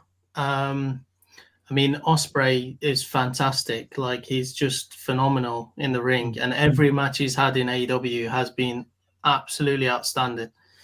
So, I don't know. I want Hangman to win, but I got a weird feeling they might put the Owen on for Will. Because if you have Hayter win and then Will win, then you'll have 2 British people sort of becoming Owen champions, right? So they might do that, but hopefully it's Hangman and Hayter, but we'll see. All right, I like it. Aaron, what are your thoughts? First off, I really love how this match is pretty much unpredictable. Like, you can say Will, you can say Hangman, but it's like a lot of people are saying Will because of what he's been saying lately, and he's basically, to me, he's the face of AEW, even though I love Hangman Adam Page. But I love how this can go either way. And if Will wins, no hard feelings. I still love it. But as you can see with the shirt I'm wearing, I'm gonna be wearing it all week. I'll be wearing it in the gym. I'm going with my Cowboy. He's been my favorite in AEW since the beginning. I really loved his first title reign, which to me, it got ruined by a lot of the whole Punk controversy. Yeah. And that put a stop on his momentum. Yes, did he start it? Yeah, but still the whole thing got put on a hold because of all that and the backstage drama. Tony wanting to put the belt on him. And to me, he just didn't get his fair title reign with all that. So I think this time it's that retribution and maybe even Tony giving back to Adam because of all of that. And Adam Page wins and then goes into All In Texas. And Cowboy in Texas, you got to have a win in Texas. You got to. And then we have Hangman winning the title. And then I would say we run it back with Will. And then a couple of pay-per-views later, then we'll see Will and Hangman for the AEW title down the road. I That's my agree. prediction. I like that. That's good. That's a great way to set it up and go. Because I feel like, and I'm not saying it's going to be a 3 or 4 year run. When Will gets that belt, that is not going to be a 4, 5, 6 month run. That man's going to be champion for a while. I'm not saying something Roman Reigns. Oh, stupid. yeah. Nothing wild like some wild 15,000 days. He's going to be champion for probably over a year. Like Will he's going to Ospreay's carry that basically their Roman Reigns. No, That's for who real. Will I Ospreay agree with is. that. 110%. He's going to carry that. He's going to take it all over the damn world. Be on every dude. It's gonna. There's gonna be some when Will gets that belt, and it's gonna be awesome, awesome times for AEW. I can tell you that right. Good times are ahead for AEW with him getting that belt. Their ratings skyrocketed this past Wednesday with 2 NBA playoff games and a hockey playoff game at that. Almost 700,000 views. I don't like getting in the ratings argument because to me, I mean, you got fans watching. That's what matters. Mm-hmm. But at the end of the day, when you see that number skyrocket, I was like, with basically 3 playoff games, 2 NBA and hockey. Imagine if there were no hockey games or hockey playoff games. Imagine. Just imagine. I famously told Jess like about a month ago when they moved they start moving all in and WWE's moving their stuff. Don't move shit. Don't move shit. Get your ratings against WWE. And this proves exactly what I'm talking about. The ratings are going to start going up. And the fact that now WWE is like, oh, we're going to run some shit on the weekend. You're running. Go ahead. Now who's chasing who? Now who's chasing who? Who's scared now? This is what you want. This is what we all want. Whatever maybe you the want. tide is shifting. Aaron, I think you said something the other day, or maybe today. If you like WWE, watch it. You like AEW, watch it. You like both? Watch them. Nobody gives a shit. It's a buffet. Watch it all, baby. Just drink it in, man. Every single day. I don't need everything at the buffet. Just grab the things you like. That's it. That's it. That's it, baby. I don't want to talk about ratings. I don't want to talk about just like, dude, you like it, go watch it. And I think the best thing for WWE and whatever power struggle you got going on with Paul and The Rock and Ari and that bullshit, that's probably gonna hurt them anyway. But whatever's going on, if they need to look over and go, shit, their streaming ratings are no fucking joke. Like on Max, they're killing right now. Yeah. What are we doing on Netflix? What? We're doing what? Step your game up. The only way it's gonna happen. Yeah, a lot of people don't believe the streaming one, but I mean, since it's gone to straight Max, I've been able to watch it because I don't have cable. I'm paying all that money. You can watch it now because it's on Max? Yeah, I've been watching every single week on Max because I don't have cable. I watch on Max. It's too much for. Well, now I can watch it when it's actually on, rather than watching it 3 hours later. Because I, for some reason, get the California stream. I get the West Coast stream. That's why. So I get it super fucking late. So now that I've got Max, I get it on time. Jesse, that's the only thing you want to be getting late. Mike, so your thoughts on as far as the men's the men's match for the Owen Will or Adam? I'm gonna give you my prediction, but then I have a quick question, right? All right, I'm gonna go with. I think this definitely be the match of the night. I don't expect any interference. I think y'all get your wish. I think Hangman wins clean. I wouldn't. I mean, also like Aaron said, I wouldn't be blown out the seat if Ospreay won. So I think it's definitely unpredictable. I just believe Hangman has the better story. And the it's hard to say more momentum because Ospreay's like the face of the company right now, right? But I feel like he just has the more intriguing storyline, and he has the ace in the pocket with Swerve.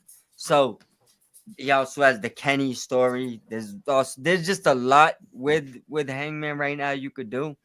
The one thing why I believe it will have no interference, I believe they owe it to Owen to let somebody win this match clean. That's why I don't think we'll see. I think TK gets that type of stuff for the most part.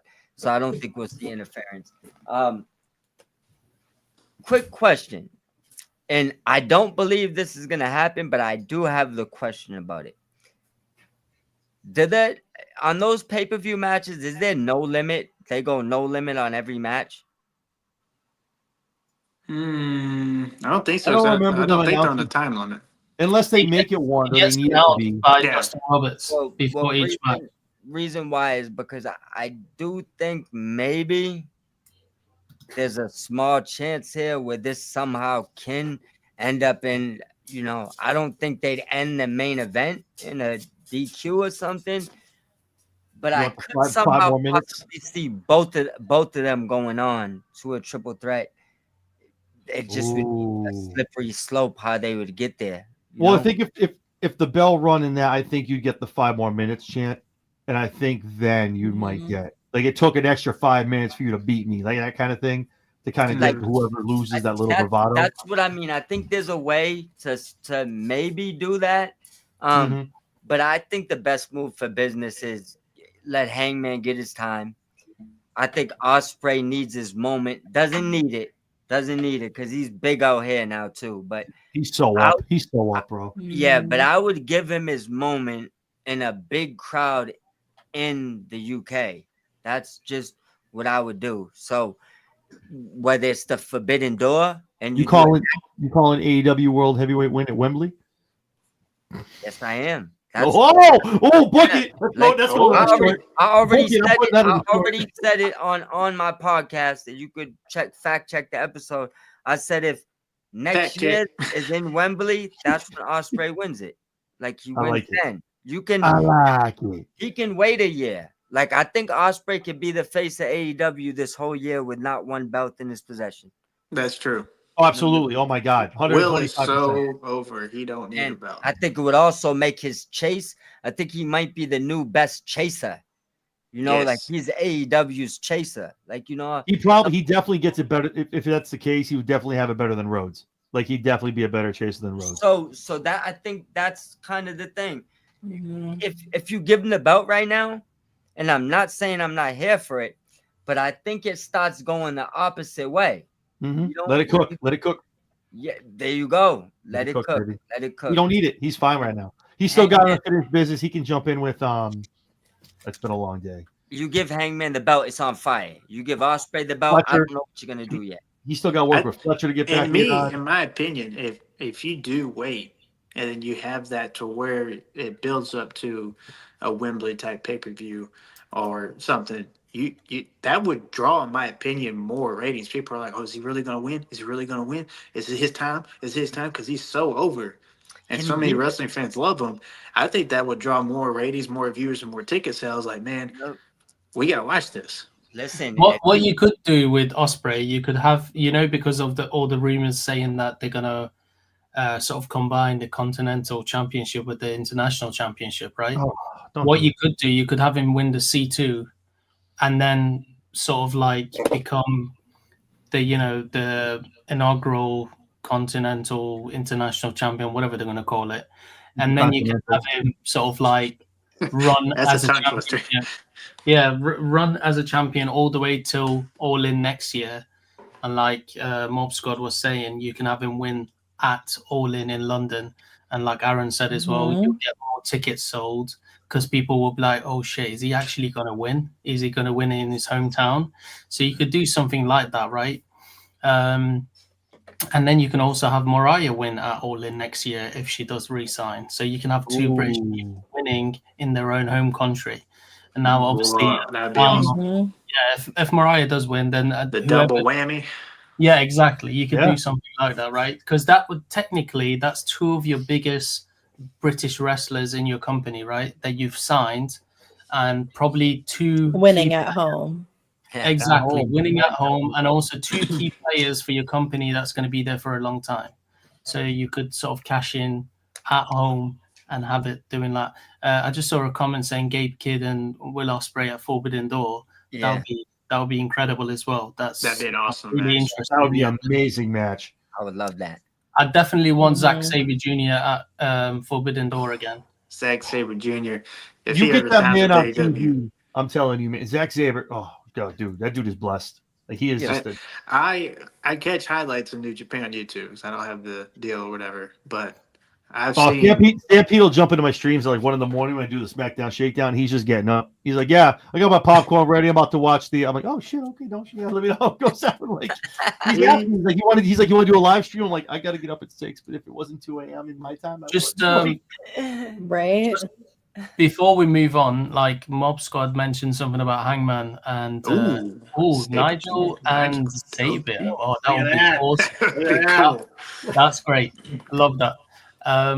Mob Squad mentioned about Hangman and his branches and all these different storylines. Mm-hmm. I think that's also a great shout because if Hangman does win and become the champion, you've got sort of like, well, before he becomes a champion, you've got Hangman Kenny, you've got Hangman Swerve, you've got Hangman Bryan, you've got Hangman Moxley, you got all these people MJF. that Hangman, yeah, exactly, Hangman MJF. You got all these people that Hangman has had issues with, so you can sort of like run that branches forever, pretty much, until obviously the champion needs to get changed. So that's a good shout. Sorry, anyway, just thought I'd put that out there.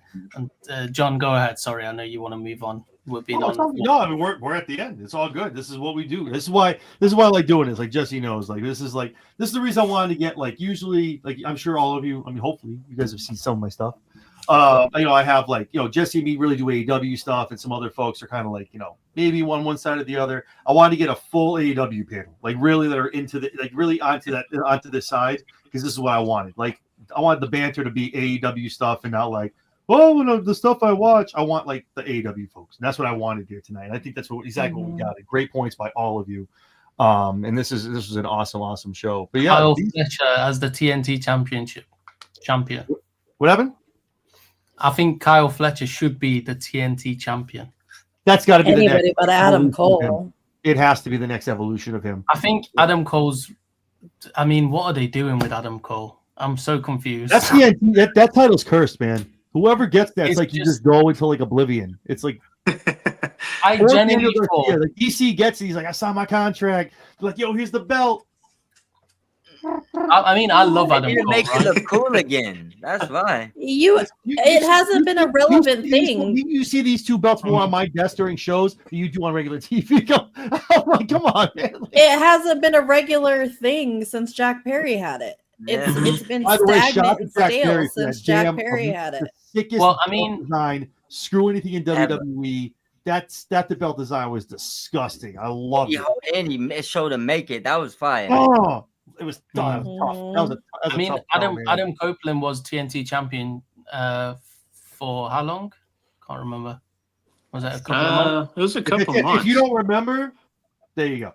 No, but what I wanted to say though, his title run was actually quite fun because his was good. He knows how to have a good time. I like. Yeah, the open challenge was great. You had Matt Cardona, you had other people sort of challenging him. That was interesting. It was actually on TV, right, where it's supposed to be. But with Adam Cole right now, we haven't had one open challenge. We haven't had a title defense. Nope. We've not had any sort of matches with Adam Cole involved. He's not. He did have one open challenge. He did. That was against Claudio. I think but come on, like that's technically not. Well, I mean, I'm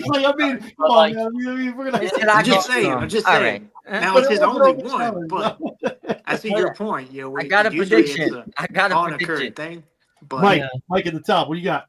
Adam Cole defends his title next week. They're announcing it late. Against who? I don't know. Shocker, he's on 0 hour. Shocker, he's on 0 hour, guys. Sorry, you're gonna find it out tomorrow. Open challenge coming.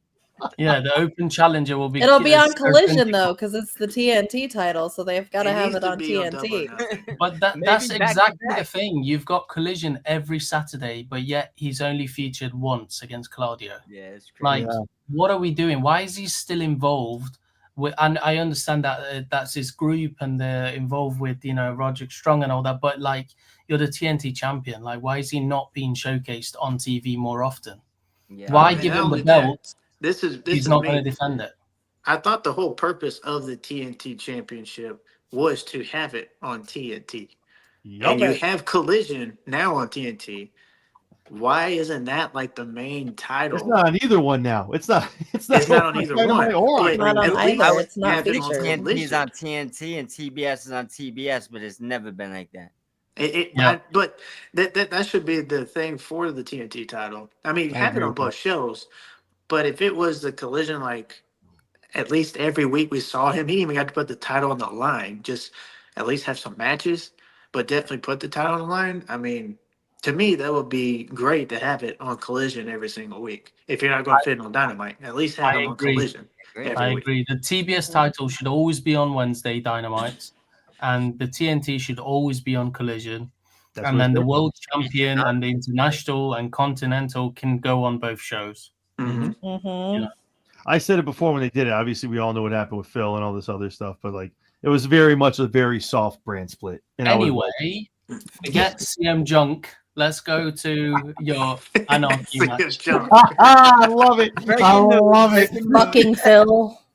I do want to say, since the whole issue with Phil Brooks, CM Punk, that's where a lot of the ratings and stuff has dropped because the whole drama. Who do you believe? Honestly, in my opinion, everybody was at fault.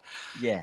And then Oh, it yeah, was also absolutely. Tony Everybody Khan for not putting a stop to the whole thing. Like, hey, cut Tony's it too out. nice, though. Tony's too kind. That's the I problem. know he is, but I mean, there's a point where you can't take your kindness for weakness. Like, hey, y'all cut this crap out because it's not looking good. That's what should I have mean, happened. we all But he work didn't want to pieces. offend his highest paying guy because I'm sure he was paying Punk a lot of money. Just But And that I'm was sure he didn't want to also, offend him. if you're going to defend one person, it's going to offend loads of other people that have been with you for a long time, right? So you got to draw the line and say, look, I respect you. I pay you a lot. I'm a big fan. That's why I brought you to the company. That's why I was patient for 2 years. You know, you've come back after 7 years. Everyone's excited to see you here, but let's cut the bullshit. Yeah. Right? Exactly. Stop messing around. Stop. Mm-hmm. You know, this is business end of the day. Go out there, make money. Let's work together. Let's have a good time. But unfortunately, he did what he did at the press conference, which was so weird. As I was watching it, that was cringeworthy. Cringeworthy press Not conference. He saw not Tony only Khan that, next to but him. He's like, I had this weird feeling in my stomach while I was watching it because it's like, what are you Tony doing didn't right know now? what to do. He's like, oh, Not only that, but to me, as somebody who's just watching, I didn't know whether it was just a shoot, whether it's an angle, whether it's real, whether it's fake. Like, I was just gobsmacked. I was like, what is he doing? What's he saying? I was a very big detractor of Tony Khan, but like, you know, but he's put the phone down. The guy only tweets out about his shows. I think we talk about that. I think the man is learning on the fly. He's not a McMahon. Okay. He wasn't born into it. He doesn't have a guidance from anybody. Okay. He was a fan. He bought a company, learned some stuff from the EVPs, learned it from Cody, right? Tony's learning and he's doing a great job. That's why you see what you see now with the streaming service, the deals, the ratings are going up. The storylines are making sense. He's including more people now. The dude is it's on the job training for Tony Khan. Yeah. Like, it's easy to shit on him, say what you want about it, call him whatever nickname you want, whatever. But like, the guy's learning on the job, and every day, every week, every month, every pay-per-view, everything that goes on, he's going to get better. And that's the one thing that if you're WWE, you need to realize this man is going to start putting people around him that know what they're doing. And WWE's laying off a lot of people over in Stanford.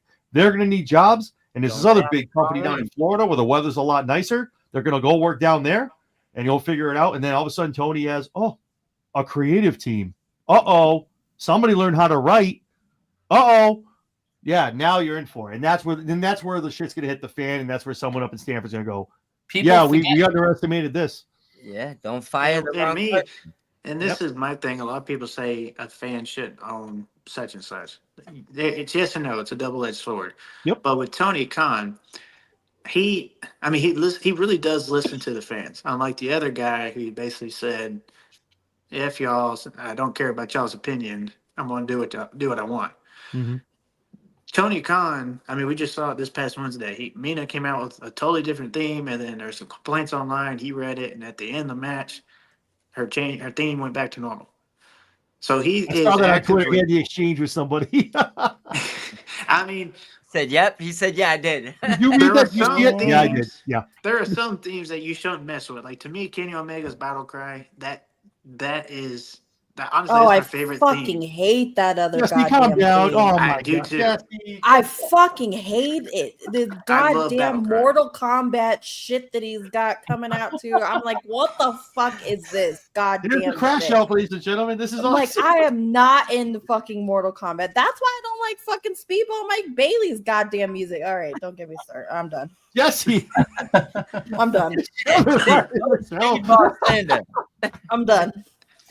Jesse, Mike Bailey's theme song is actually decent. Like the It's more you decent. listen to it, it does actually catch on. But I totally agree. Like Kenny's theme is great for New Japan. Yeah. It's great for Wrestle Absolutely. Kingdom and Yes. all that stuff. The Yes. big bill, the big screen, the whole animated sort of screen that they have in Japan, that works great.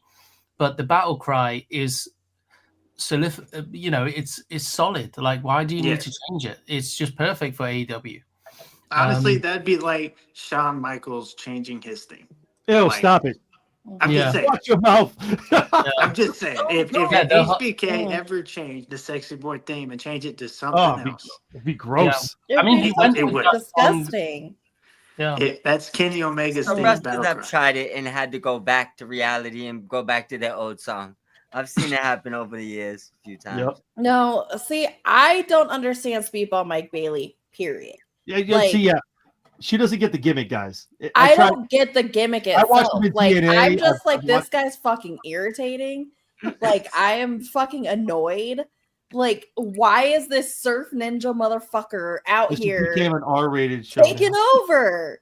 So his character is actually based on real life. So he did, I think he did martial arts and stuff like that, He Mhm. did, yeah. boxing and stuff like that. So I think he's sort of built that into his character, where that's his gimmick, where he wrestles without shoes. He does, he uses martial arts and combat style sort of wrestling moves and stuff like that. But I totally get it. Some of his gear that he wears or the theme song, yeah, it might not catch on with everyone, but eventually, hopefully, people will understand him more as he sort of like gets his feet wet in AEW, right? Because he's, no one's seen him on TV before. He's always been on the independent side, so Mhm. I think certain characters just need time. He had a great run that's- in TNA. His TNA run was amazing. I mean, Yeah, exactly. His TNA Mhm. matches and his TNA run was great. Yeah. I mean, like another character that I loved, that I don't know why they changed. I loved Chris Statlander's alien gimmick.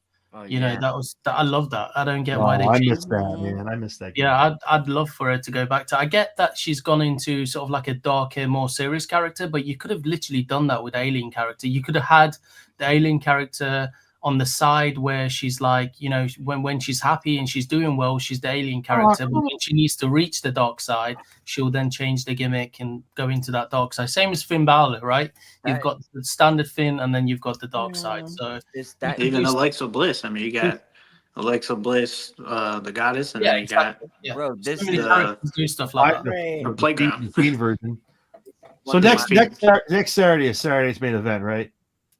Yes. Mhm. Oh, Anarchy? Collision moved their show. oh man. Now they're going to be on Thursday at 8. Again?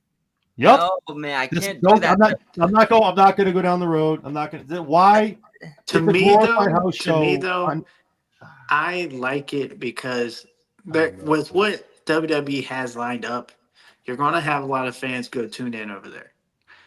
I mean, I like yeah, it because also like have to now wait on Thursday to Wednesday. Thursday, I now don't. I work Wednesday- on Fridays. Now Wednesday and Thursday, you got Dynamite and Collision, and you can watch them both.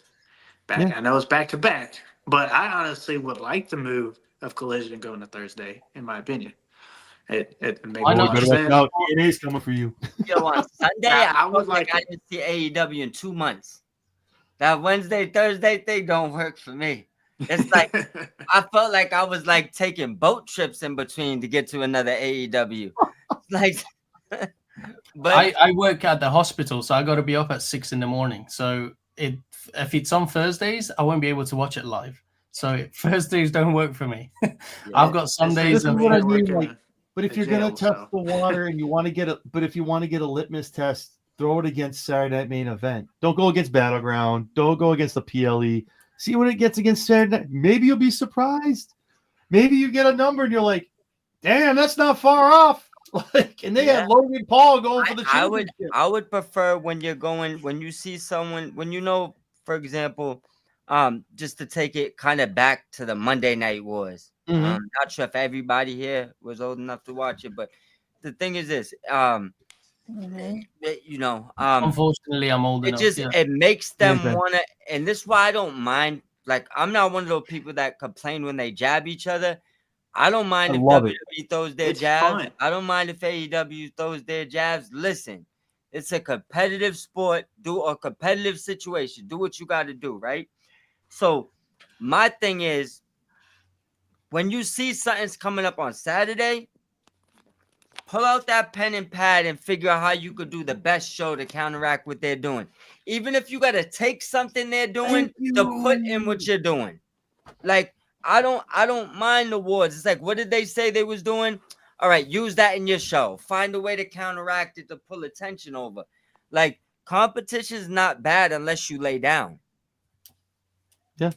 That's what I'm saying. Like, you knew it was going to be Logan and Jay 2 weeks ago. So you go, okay, shit. So instead of doing the cage match, you go, okay, we get Mox, Joe, throw someone else in, do this, make it wild. The sickos are going to tune in. They're like, oh, Yeah. Mox is defending that belt against Joe. And like, what the? They're tuning Yeah, in. when you Do a say tag Mox, match with Gay when you Kid say and Mox Moxley versus- versus Joe and That's what I'm saying. You got plenty on that roster to throw in there and be like, hey, check this out. Oh, look, it's Okada doing this against in a gauntlet match and taking on this guy. And you're like, holy shit. Yep. Me and Mike are on the same page. You share a brain with that. You see, Yeah. in WWE, I do does it- like WWE does them it far enough. exchanging Like jabs. WCW saw it. Like they go out. They're like, okay, our shit is like this day, 3 months from now. AEW can go. All right, well, we got 3 months. We can get that match going. Okay, we got. Yeah, like, We need to make it make sense. Like that's all I'm. Yeah, this sucks to see. I saw that. I went, ah. One day it'll happen, boys. Ladies, Right. it'll happen. It'll happen. We got what's the last one? Anarchy. Anarchy in the Arena. Anarchy is that Arena. official? The elite. Yes. Well, Jesse kind of gave it away at the beginning before you guys joined. we knew. I have a little birdie, and the little birdie. He's not little at all. things. First of all, the elite. Well, anyways, he's not little in the least. The elite No. Death Riders taking on Omega, Swerve, and the Ops. on the ops. I don't even really care who wins this match. This match Why is is the gonna, ops involved? There will be blood. there will be Lots this of- match. yeah. This is gonna be an amazing. I'm excited for the match. I think I had one name we talked about already. I think Jack Perry might come out here, maybe, and that might be he comes. Oh, he's gonna help the. Oh my god! And this is where the whole thing we go down the road of oh, I've been here. What's up? You would talk to your boys. You can't call me. I've been out here. What's up? Yeah. Like, I think Jack Perry makes an appearance on Sunday. That's just me. It would be fun if they started the pay-per-view with that match. Oh, no, you can't. That crowd would be too hot. You can't Mhm. get back. You can't get back there, especially if you got something planned. Maybe like second to last. Well, I don't know. It depends on what they're going to do in the arena. They might have to have it last. Maybe they just. I think they should start with that and then have Mark Briscoe and Ricochet after, or you can do Mark Briscoe, Ricochet first, and then Anarchy, and then Ooh, follow it up with Hangman and Ospreay to keep the momentum going, and then you can have Mercedes, Jamie. Then you can have the tag team. Then you can have Timeless, Tony Storm, and whatever, and then so on and so on. Makes sense. Isaiah's got a good one. He thinks Hook shows up and helps the Elite and the Dark Riders win. Hook's been out for a little bit. Yeah. Do you think he's coming back? And he turns dark. Well, He he doesn't had a help Samoa. He concussion. doesn't help Joe. I think he's coming back, but I think he remains with the ops. Yeah, that's my thought. It's with the ops. That's my thought. It's just there's nothing there to give him a reason. Like I see your point with Jack Perry clearly. That's great. Yeah. But with Hook, there's just not enough like they didn't abandon him. He's injured. So he's out, he's healing. So when he comes back, he's gonna be part of the group. They might even help him win like a Ring of Honor title or TNT title, maybe. Maybe he'll be TNT champion to throw out Adam Cole. No, you're right. Stampede. This is probably I totally didn't even mention the young ladies, but Swerve has a great point in reference to the song loop. If they're doing that angle of it, it has to be Swerve's song. Just Right. overly looping. It has to be Swerve's song. I'll have Willow's song just re-looping. I love Willow's theme, man. I love me some Willow, man. But it is awesome to see Marina and Willow in the match as well. I did like that. That's gonna be good. Those two can go. And Willow's crazy. She'll do whatever, man. She does not care. Aaron, to counterpart what you said, they could have Jack Perry come in, right? And then if Hook does return, Hook has a history with Jack Perry. So then you can sort of like have them two sort of going at it between one another. Oh, yeah. Yeah, absolutely. Let's So run that back. If That'd be I gotta great. pick one, I guess. This sucks. I don't know if they're gonna. I'm gonna go Elite Death Riders.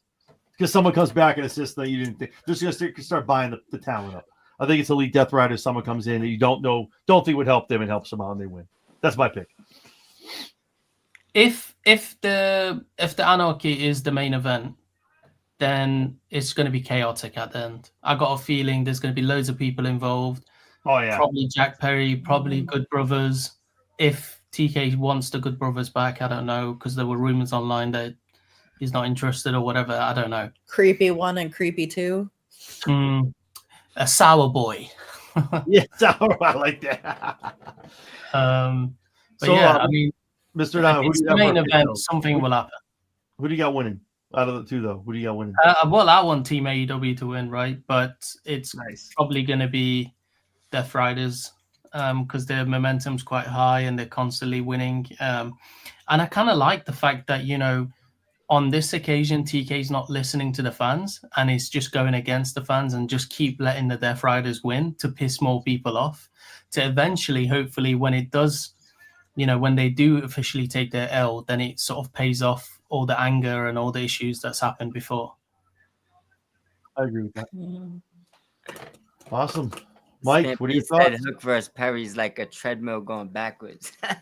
I mean, well, I didn't mean to book them. I meant like if they have Jack Perry sort of like show up and help Death Riders and Hook eventually does return, they could have that angle where Hook sort of goes after Perry for getting involved in the match type of thing. Like just like a tip for tat. Just to bring Hook back into the mix type of thing. I agree with that. Awesome. Mike, your thoughts on Anarchy? Who's walking out?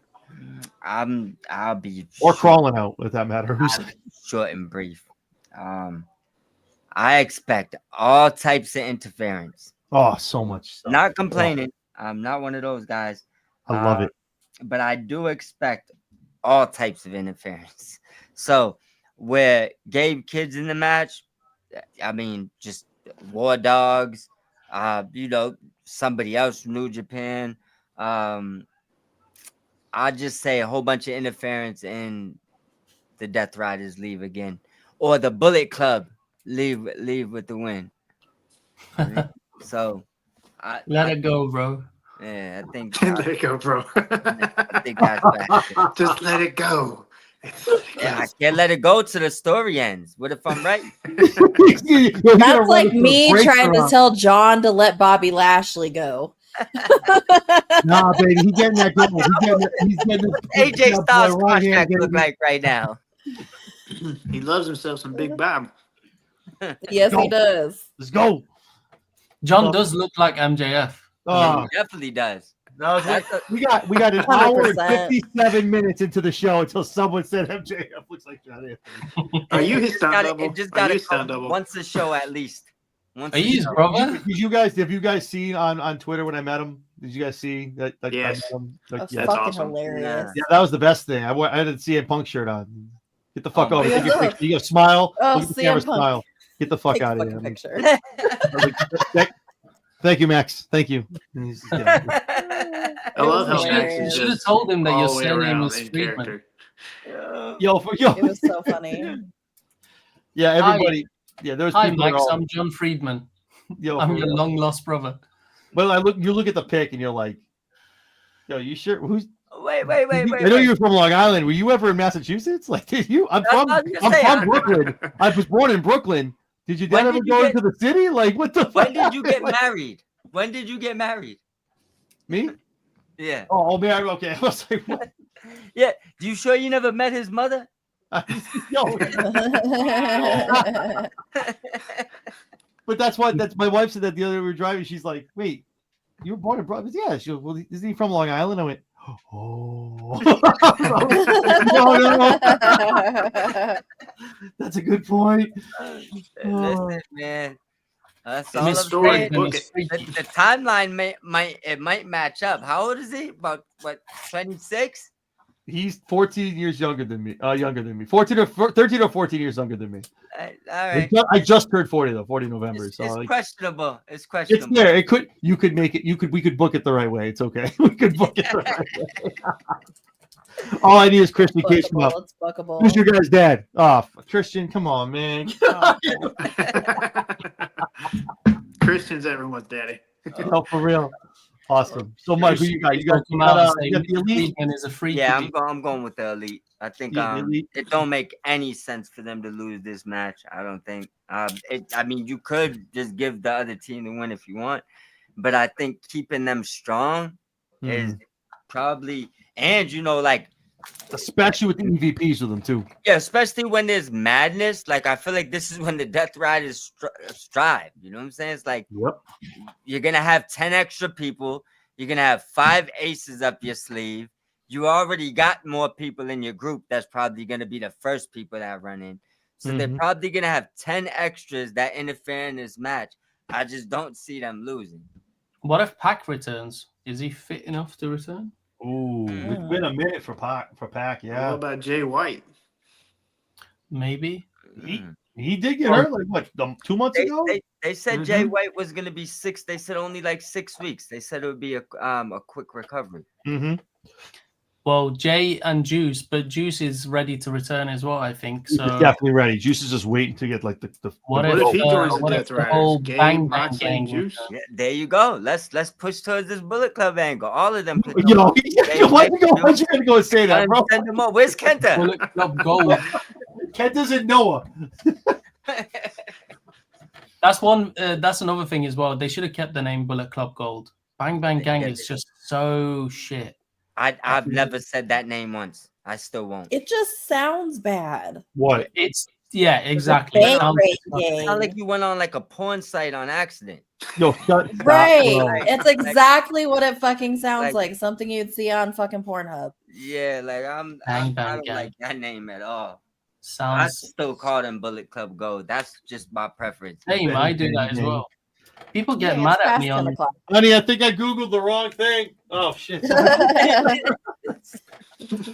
Awesome, Aaron. What are your thoughts, man? Who's winning in the arena? Who's walking or crawling out?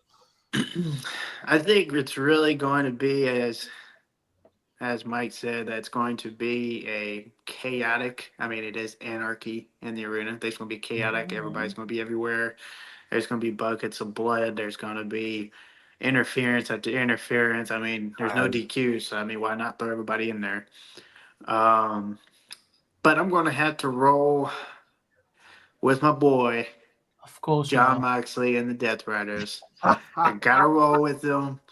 Again, I'm a big Moxley fan. A lot of people give him a lot of negativity and criticism, and they don't like where this Death Riders thing is going. But I agree with Blog over there. I mean, when he does finally drop the title, it will be like Roman in the Bloodline when Cody wins the title. Everybody's gonna go nuts and be happy and we're free.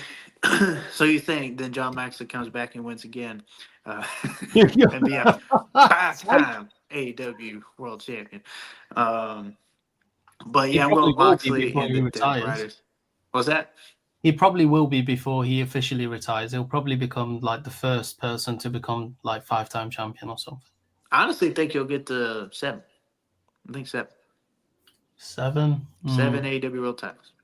Because he has like 2.5, 3 years on his contract, right? Yeah, but also you got to take his age into consideration, his health, his well-being. You got to take all that into consideration because, like Orange Cassidy and John Moxley are probably two of the people that hardly have had any time off. Right? Only recently we haven't seen OC, but these two have always been there. So surely they need some time off. They need time to recuperate and, you know, get their health together before sort of even thinking about winning another title. So you got, being real, you got to take that into consideration as well. But as a fan, yeah, it will be great for him to be the only person that probably has, like, you know, 6 wins or 7 wins or whatever. 2029. 2029. Ooh. Has Aaron's Wi-Fi just all of a sudden cut? I think he took a 6-year. Ooh. Oh, Wow. it's frozen. What'd you say? Frozen. Oh, Aaron. Who's frozen? Mhm. Aaron. Oh Take no. Aaron. Yo, come on, man. AA Ron. You've been waiting all night. She's been waiting 2 hours to say Aaron. I guarantee you. She's been waiting 2 hours and 3.5 minutes to be like, Aaron. What a time to say it when he's not actually What do you seen mean? anything. What do you say? Right. One more stupid name. I swear. John Friedman, take it easy. No way. Oh my God, John Friedman. Well, That's Aaron was the able- new one, Aaron huh? was able to give his pick. Hopefully, he gets it out, comes back in. Jesse, bring us home. Anarchy in the arena. Who's walking out? Who's winning? And how? I am going against everybody, and I am going to go with Team AEW winning this one. You slide devil. You. I think Swerve. Whose house? Swerve's house. So I think Swerve is really going to be monumental in this win. And I think Swerve, the Ops, and Kenny Omega. But take if the win we on this if one. we talk about Team AEW, they haven't won any match against whoever they faced. Right. So this It'd be one's going to be monumental for interesting. them. For Swerve, Yeah. was it Blood and Guts last year, right? Where they did Mhm. Team AEW and he lost, right? So could they actually take the win this time? Team AEW is due for a win. And I know AEW blog, you asked why the Ops were in the match. No, And sorry. I think it's I answered myself afterwards. I realized because it was in the Samoa Joe. forget that question. Yeah, forget that question. Yeah. They were all in the ring, and Swerve said that, you know, we're going to challenge you to Anarchy. Yeah, I remember. Sorry. We like Anarchy. I in thought the it was arena. something that maybe it was announced when I didn't see it or whatever, but then I realized actually they were all in the ring together when he said it. So yeah, my bad. Mhm. Awesome. All right. Well, Aaron hopefully comes in next couple minutes, but this has been awesome, man. Like I said, I wanted to put together an awesome panel. All of us have interacted a lot. Aaron and me for a while. Obviously, me and Mike. Me and AEW have been talking for a while as well. So it's just I want to put out a great show. Oh, wait, I just got a message. You cut out, mate. There you go. See what happens. All right. Appreciate you and Jesse for having us on, though. Yeah. Huh? What was that? I said I appreciate you and Jesse having us on. No, absolutely, man. Like I said, like me and Jesse talk every Wednesday after Dynamite. We break it all down. Me and Mike talk. Obviously, Aaron. We all talk offline on obviously on X and on posts and stuff. So this has been awesome, and I think the PLE is going to be great. Obviously, the card is what it is, but I think Mike is right. We got at least 3 more matches. Pay-per-view. You know We it. don't do PLE. Oh, sorry, pay-per-view. I'm sorry. Oh, that's my Monday and Friday talking. I'm sorry. That's my pay-per-view. They Even can't even Swerve get the told pay-per-views named the same no more. We gotta argue over that. Right. I kind of felt like Swerve telling Bobby Ray it's not a PLE, it's pay-per-view. yeah. But that's what me and Mike were talking. Like, I like that clap back. Like, this is what we call it. Don't do PLE crap. This is pay-per-view. But I mean- we're old school. We're OGs. I mean, it is Mhm. pay-per-view. I don't get where this premium live event crap came from. It's- Like, why did they even change it to that? It's the other so 3 letters, VKM. It's just so dumb. Oh, dude, he does so many things, man. Even Yeah. even premium live event sounds like a porn thing. yeah, it does. Yeah, it Like, does. it's just so stupid. It sounds like it was made up in someone's dirty mind. Yo, stop it. Sounds like- VKM. Okay, I'm back. Mhm. Hey, awesome. That was yeah, y'all just all froze, and then You froze, You mate. froze. Oh, You y'all froze. on my We end. were fine. On my end, Bro, that's not you. I was the man. only one moving. Me. But we were still paddling. You were stuck. We were trying to figure out why your paddle stopped moving. We were on fire and you just froze. I mean, John was frozen like this, like throwing up the wand or something. Oh wow. I don't know what he was That's doing. like, It was yeah. for taboo. It was Yeah. for taboo. R.I.P. With that being said, actually, I want to run something. I haven't done this before. I got put in here. Jesse, I don't know if you've used this on your show. I have something here. Obviously, no matter what we watch, obviously we all know who Sabu is. I had a chance to meet Sabu about 5 years ago. He signed my ECW championship. He was an awesome dude. We talked for like 5-10 minutes. Cool dude. It was during COVID. He had a mask on, but it was still chill. I have a 10-bell solo I want to play real quick if you guys are cool with that. Absolutely. Let's get it up here real quick. All right. I'm totally cool with it. He's my favorite ECW. The first time I've done this, so if it sucks, I'm sorry to anyone watching too. But yeah, this is for this is in memorandum of a Sabu RIP.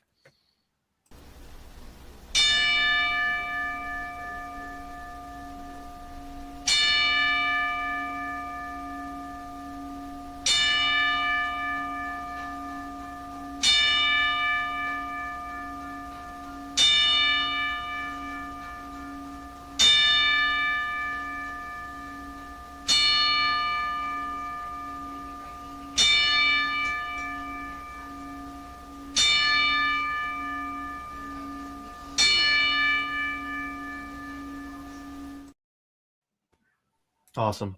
That was dope. Yeah, man. It was. I woke up. I was like, "What? You got to be kidding me, man!" Like, damn, it's what so young too, man. So that man just was just so monumental and everything. Like hardcore was cool. He was cool. He was hardcore for cool was cool. Like it was just it was like I'm just gonna jump out over these rings on a barbed wire and get it wrapped all over my skin. You guys heard the story about him putting the super glue on his arm. He said his boy out. And he's like, no, just get the super glue, not the medical stuff, just regular. And he's doing it and wrapping it up, like awesome stuff, man. But he will be missed. Him and RVD's matches. Oh boy. Anything RVD and Sabu. Oh boy. Oh yeah. God. Him and Funk, I think, had a good one too. They tore the house down, so that was cool too. For sure. Oh, yeah. my God. So 100%. sorely, First sorely, watched Sabu at ECW when I was in WWE. But I went back and saw his old stuff. Go watch the old stuff. And I was like, 13 when I first saw it. Yeah, he got a cool WrestleMania moment, which I appreciate VK for. Like, at least he got him out there for Mania. That was cool. I like that. Guys, just announced. Nothing beats his ECW stuff. I think they announced another match. Yeah, they just announced for Dynamite Mina Shirakawa versus Julia Hart with Tony Storm on commentary. Hey. Okay, that'll be interesting. Nobody commentates like or has the one-liners like Tony Storm, so that should be interesting. Yo, Stampede. Yo, I'm not even a Celtics fan, bro. I don't know who you might offend Mike. I don't know, but is any Celtics fan? I'm not a Celtics fan either. I'm a Mets fan. I got enough problems every year. You think I care about my teammates? Damn, I don't even know what a fan I am no more. I was a Mavericks fan for 20 years, and they traded number one pick, baby. Get back in. Tap in now. Jump back in the pool, man. That's it. Get in there now. Get in now, because if you get the hat, you're like, oh, draft pick. Yeah, let's go. If they draft Cooper Flag, I'm totally back in. You're good. You'll be all right. They basically went and made a rigged deal with the commissioner to get the number one pick and give up on Luka, I guess. I don't know. I love Luka, though. That's my boy. He's been my boy. I'm just joking, NBA. Dirk Nowitzki got me into basketball. I've been a fan since. Dirty Dirk! Yes! Dirk had my boy for years. That's why I became a Mavs fan, became a basketball fan, and then Luka kept it going. And then when they traded him, I just didn't know what to think no more. I was like, you know what? We're just going to cheer for Luka and the Lakers. Here we go. That was my boy, man. And then now I don't even watch basketball, but my favorite team is Toronto Raptors. Hey, not a bad pick. The Raptors ain't bad. Yeah, they're a pretty good team. I miss when they had Vince Carter and Tracy McGrady. They was definitely. Oh, Jesse, wait a minute. You up there with the Nuggets? Yep. Ah, okay. Sorry. They just pushed it to Game 7. And they They moved they had to move the KD concert. They put the altitude on the center court, like, yeah, remember how high you are. Try breathing. Try breathing. Look Remember. at it. Try breathing now. I still think the Thunder are taking How's it your off. asthma feel running in this? I wanted to be seasoned Thunder, and I had the Thunder going Thunder in 6. But obviously prayers up to man Jason Tatum. What a disgusting injury to get. He's out all of next year too, so that sucks, man. But Yeah. I think it'll be Thunder and the Knicks in the finals. I swear to if the Knicks win the championship, bro, like come on, man. I can't take this. As a Nets fan, like what am I doing? I'm about to go to Boston, man. I can't do it. MJF will be I'm happy. going Minnesota versus the Knicks. Ooh. Okay. It's sitting 4-1. I still got beef with resting. Ant what he did with Luka last year. I mean, I like that Luka showed him on the court. I mean, that scene when he shot that 3 over his head and he was just like, "Don't ever try me" or something like that. I was like, "Oh boy, come on, Luka." Awesome. I mean, think I it's been last side of man. Luka. We got about 200 people in the chat. It's been up and down, and a lot of people on YouTube as well. So this is awesome for all of us, man. This is not going to be the first last time we do this. We're working on schedules, post shows, whole bunch of stuff coming up, all in, all out, all that good stuff. So, but before we get out of here, a couple first timers and stuff for everyone who watches me and doesn't know who you folks are. I'll start with the Mr. Anonymous, the mysterious one. Where can everyone find you over on socials and on X? Anything AEW?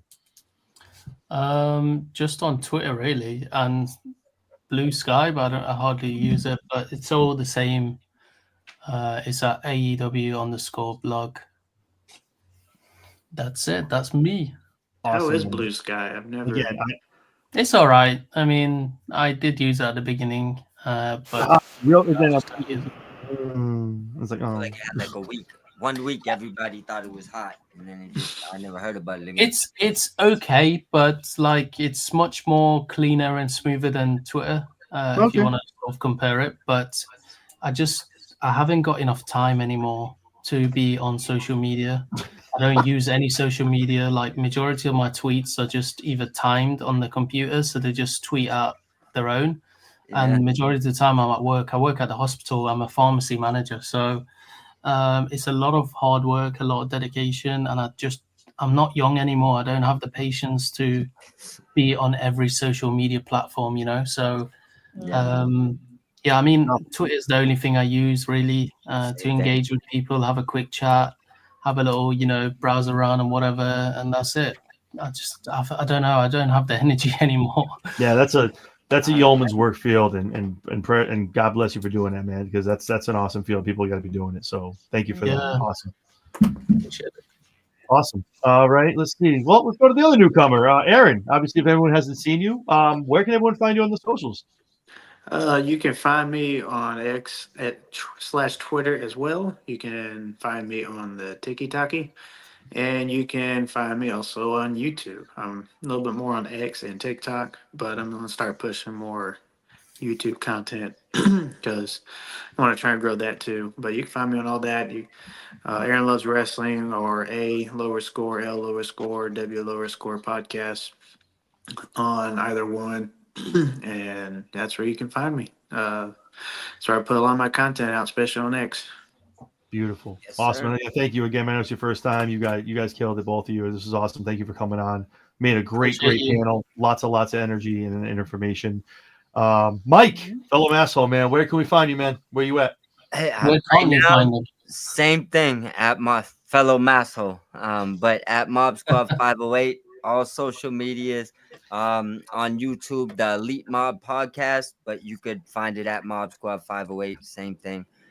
Which is a great podcast, by the way. Thank you, my Shout brother. out to the pod. Absolutely. Yep. Agreed. Second Thank that. you, my brother. We trying to get on your level. That's what we trying to get.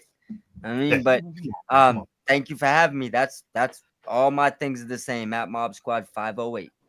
Awesome. Mike, I think you forgot to shout out who makes the thumbnails for your videos. Oh yeah, and hey, look at AEW thumbnails.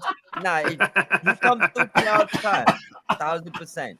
Whenever I need to figure something out, I'm in his DM. My man looking like Mello right now. Earned it though. I'm flexing right now, but you can't see. I love it. He's shredded too. Shredded. No, man, I'm always happy to. I'm always happy to help everyone, man. It is what it is. We gotta work together, right? That's it. Yes. The water brings up all the ships, boys and ladies. Speaking of ladies, the long tendered Jessie B. The yin to my yang. Jesse, where can everyone find you on the socials when it's not on Wednesdays? At Jess Skywalker 10 on X or at Jessie B1705 on TikTok. I got it. She remembered it this Yay, me! Awesome. I remembered my TikTok handle. You guys laugh. Go watch Wednesday. She glitches out. It's We're funny. serious. I It's glitch funny. out It's all funny. the time. It's all right. You think she froze, and you're like, I have a TikTok. I sit there and go, know my handle. you're like, did she freeze? 1507. I'm like, oh, there it is. There it is. I actually forgot to mention. I actually have a YouTube as well. Don't get it out there, man. Let them know. It's I don't really post anything of me. It's just general AEW content. It's AEW_blog_clips. But yeah, I just share random AEW content and WWE stuff as well. Awesome. Nice. I love it. And those of you who see Monday Mug all the time, I'm doing it 7 days a week. Mondays on the Raw Rundown, Fridays on the SmackDown Shakedown, Wednesdays co-host for this young lady over here on the Lowdown. Thursdays are talking TNA. Tomorrow night, tune in also on YouTube and X. Brooke Havoc, awesome independent wrestler, is going to be on talking with me and Jesse B.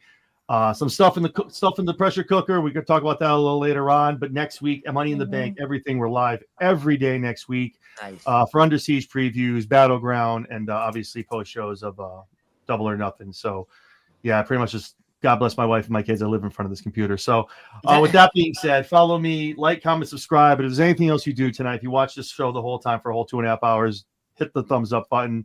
Helps me out immensely. Lets YouTube know, hey, this guy's cool. All the people that are here gets us on the algorithm. So that's kind of the point for all of us. So, absolutely. Yeah. So aside from that, go follow all these folks if you aren't already. Awesome content. Not the last time you'll see them on Chair Shot Sports, any kind of prediction show we do. Yeah. All right. For a lot of us, it's getting late. And for some of us, maybe it's just getting started. I don't know. But with that being said, I'd love and appreciate all of you for coming on. And it's definitely won't be the last time. So Adios. So for Mr. Mysterious, for Aaron, for Mike, and last but not least, Miss Jessie B, I'm John Anthony, guys. We'll talk to you later. Everybody enjoy Double or Nothing next week.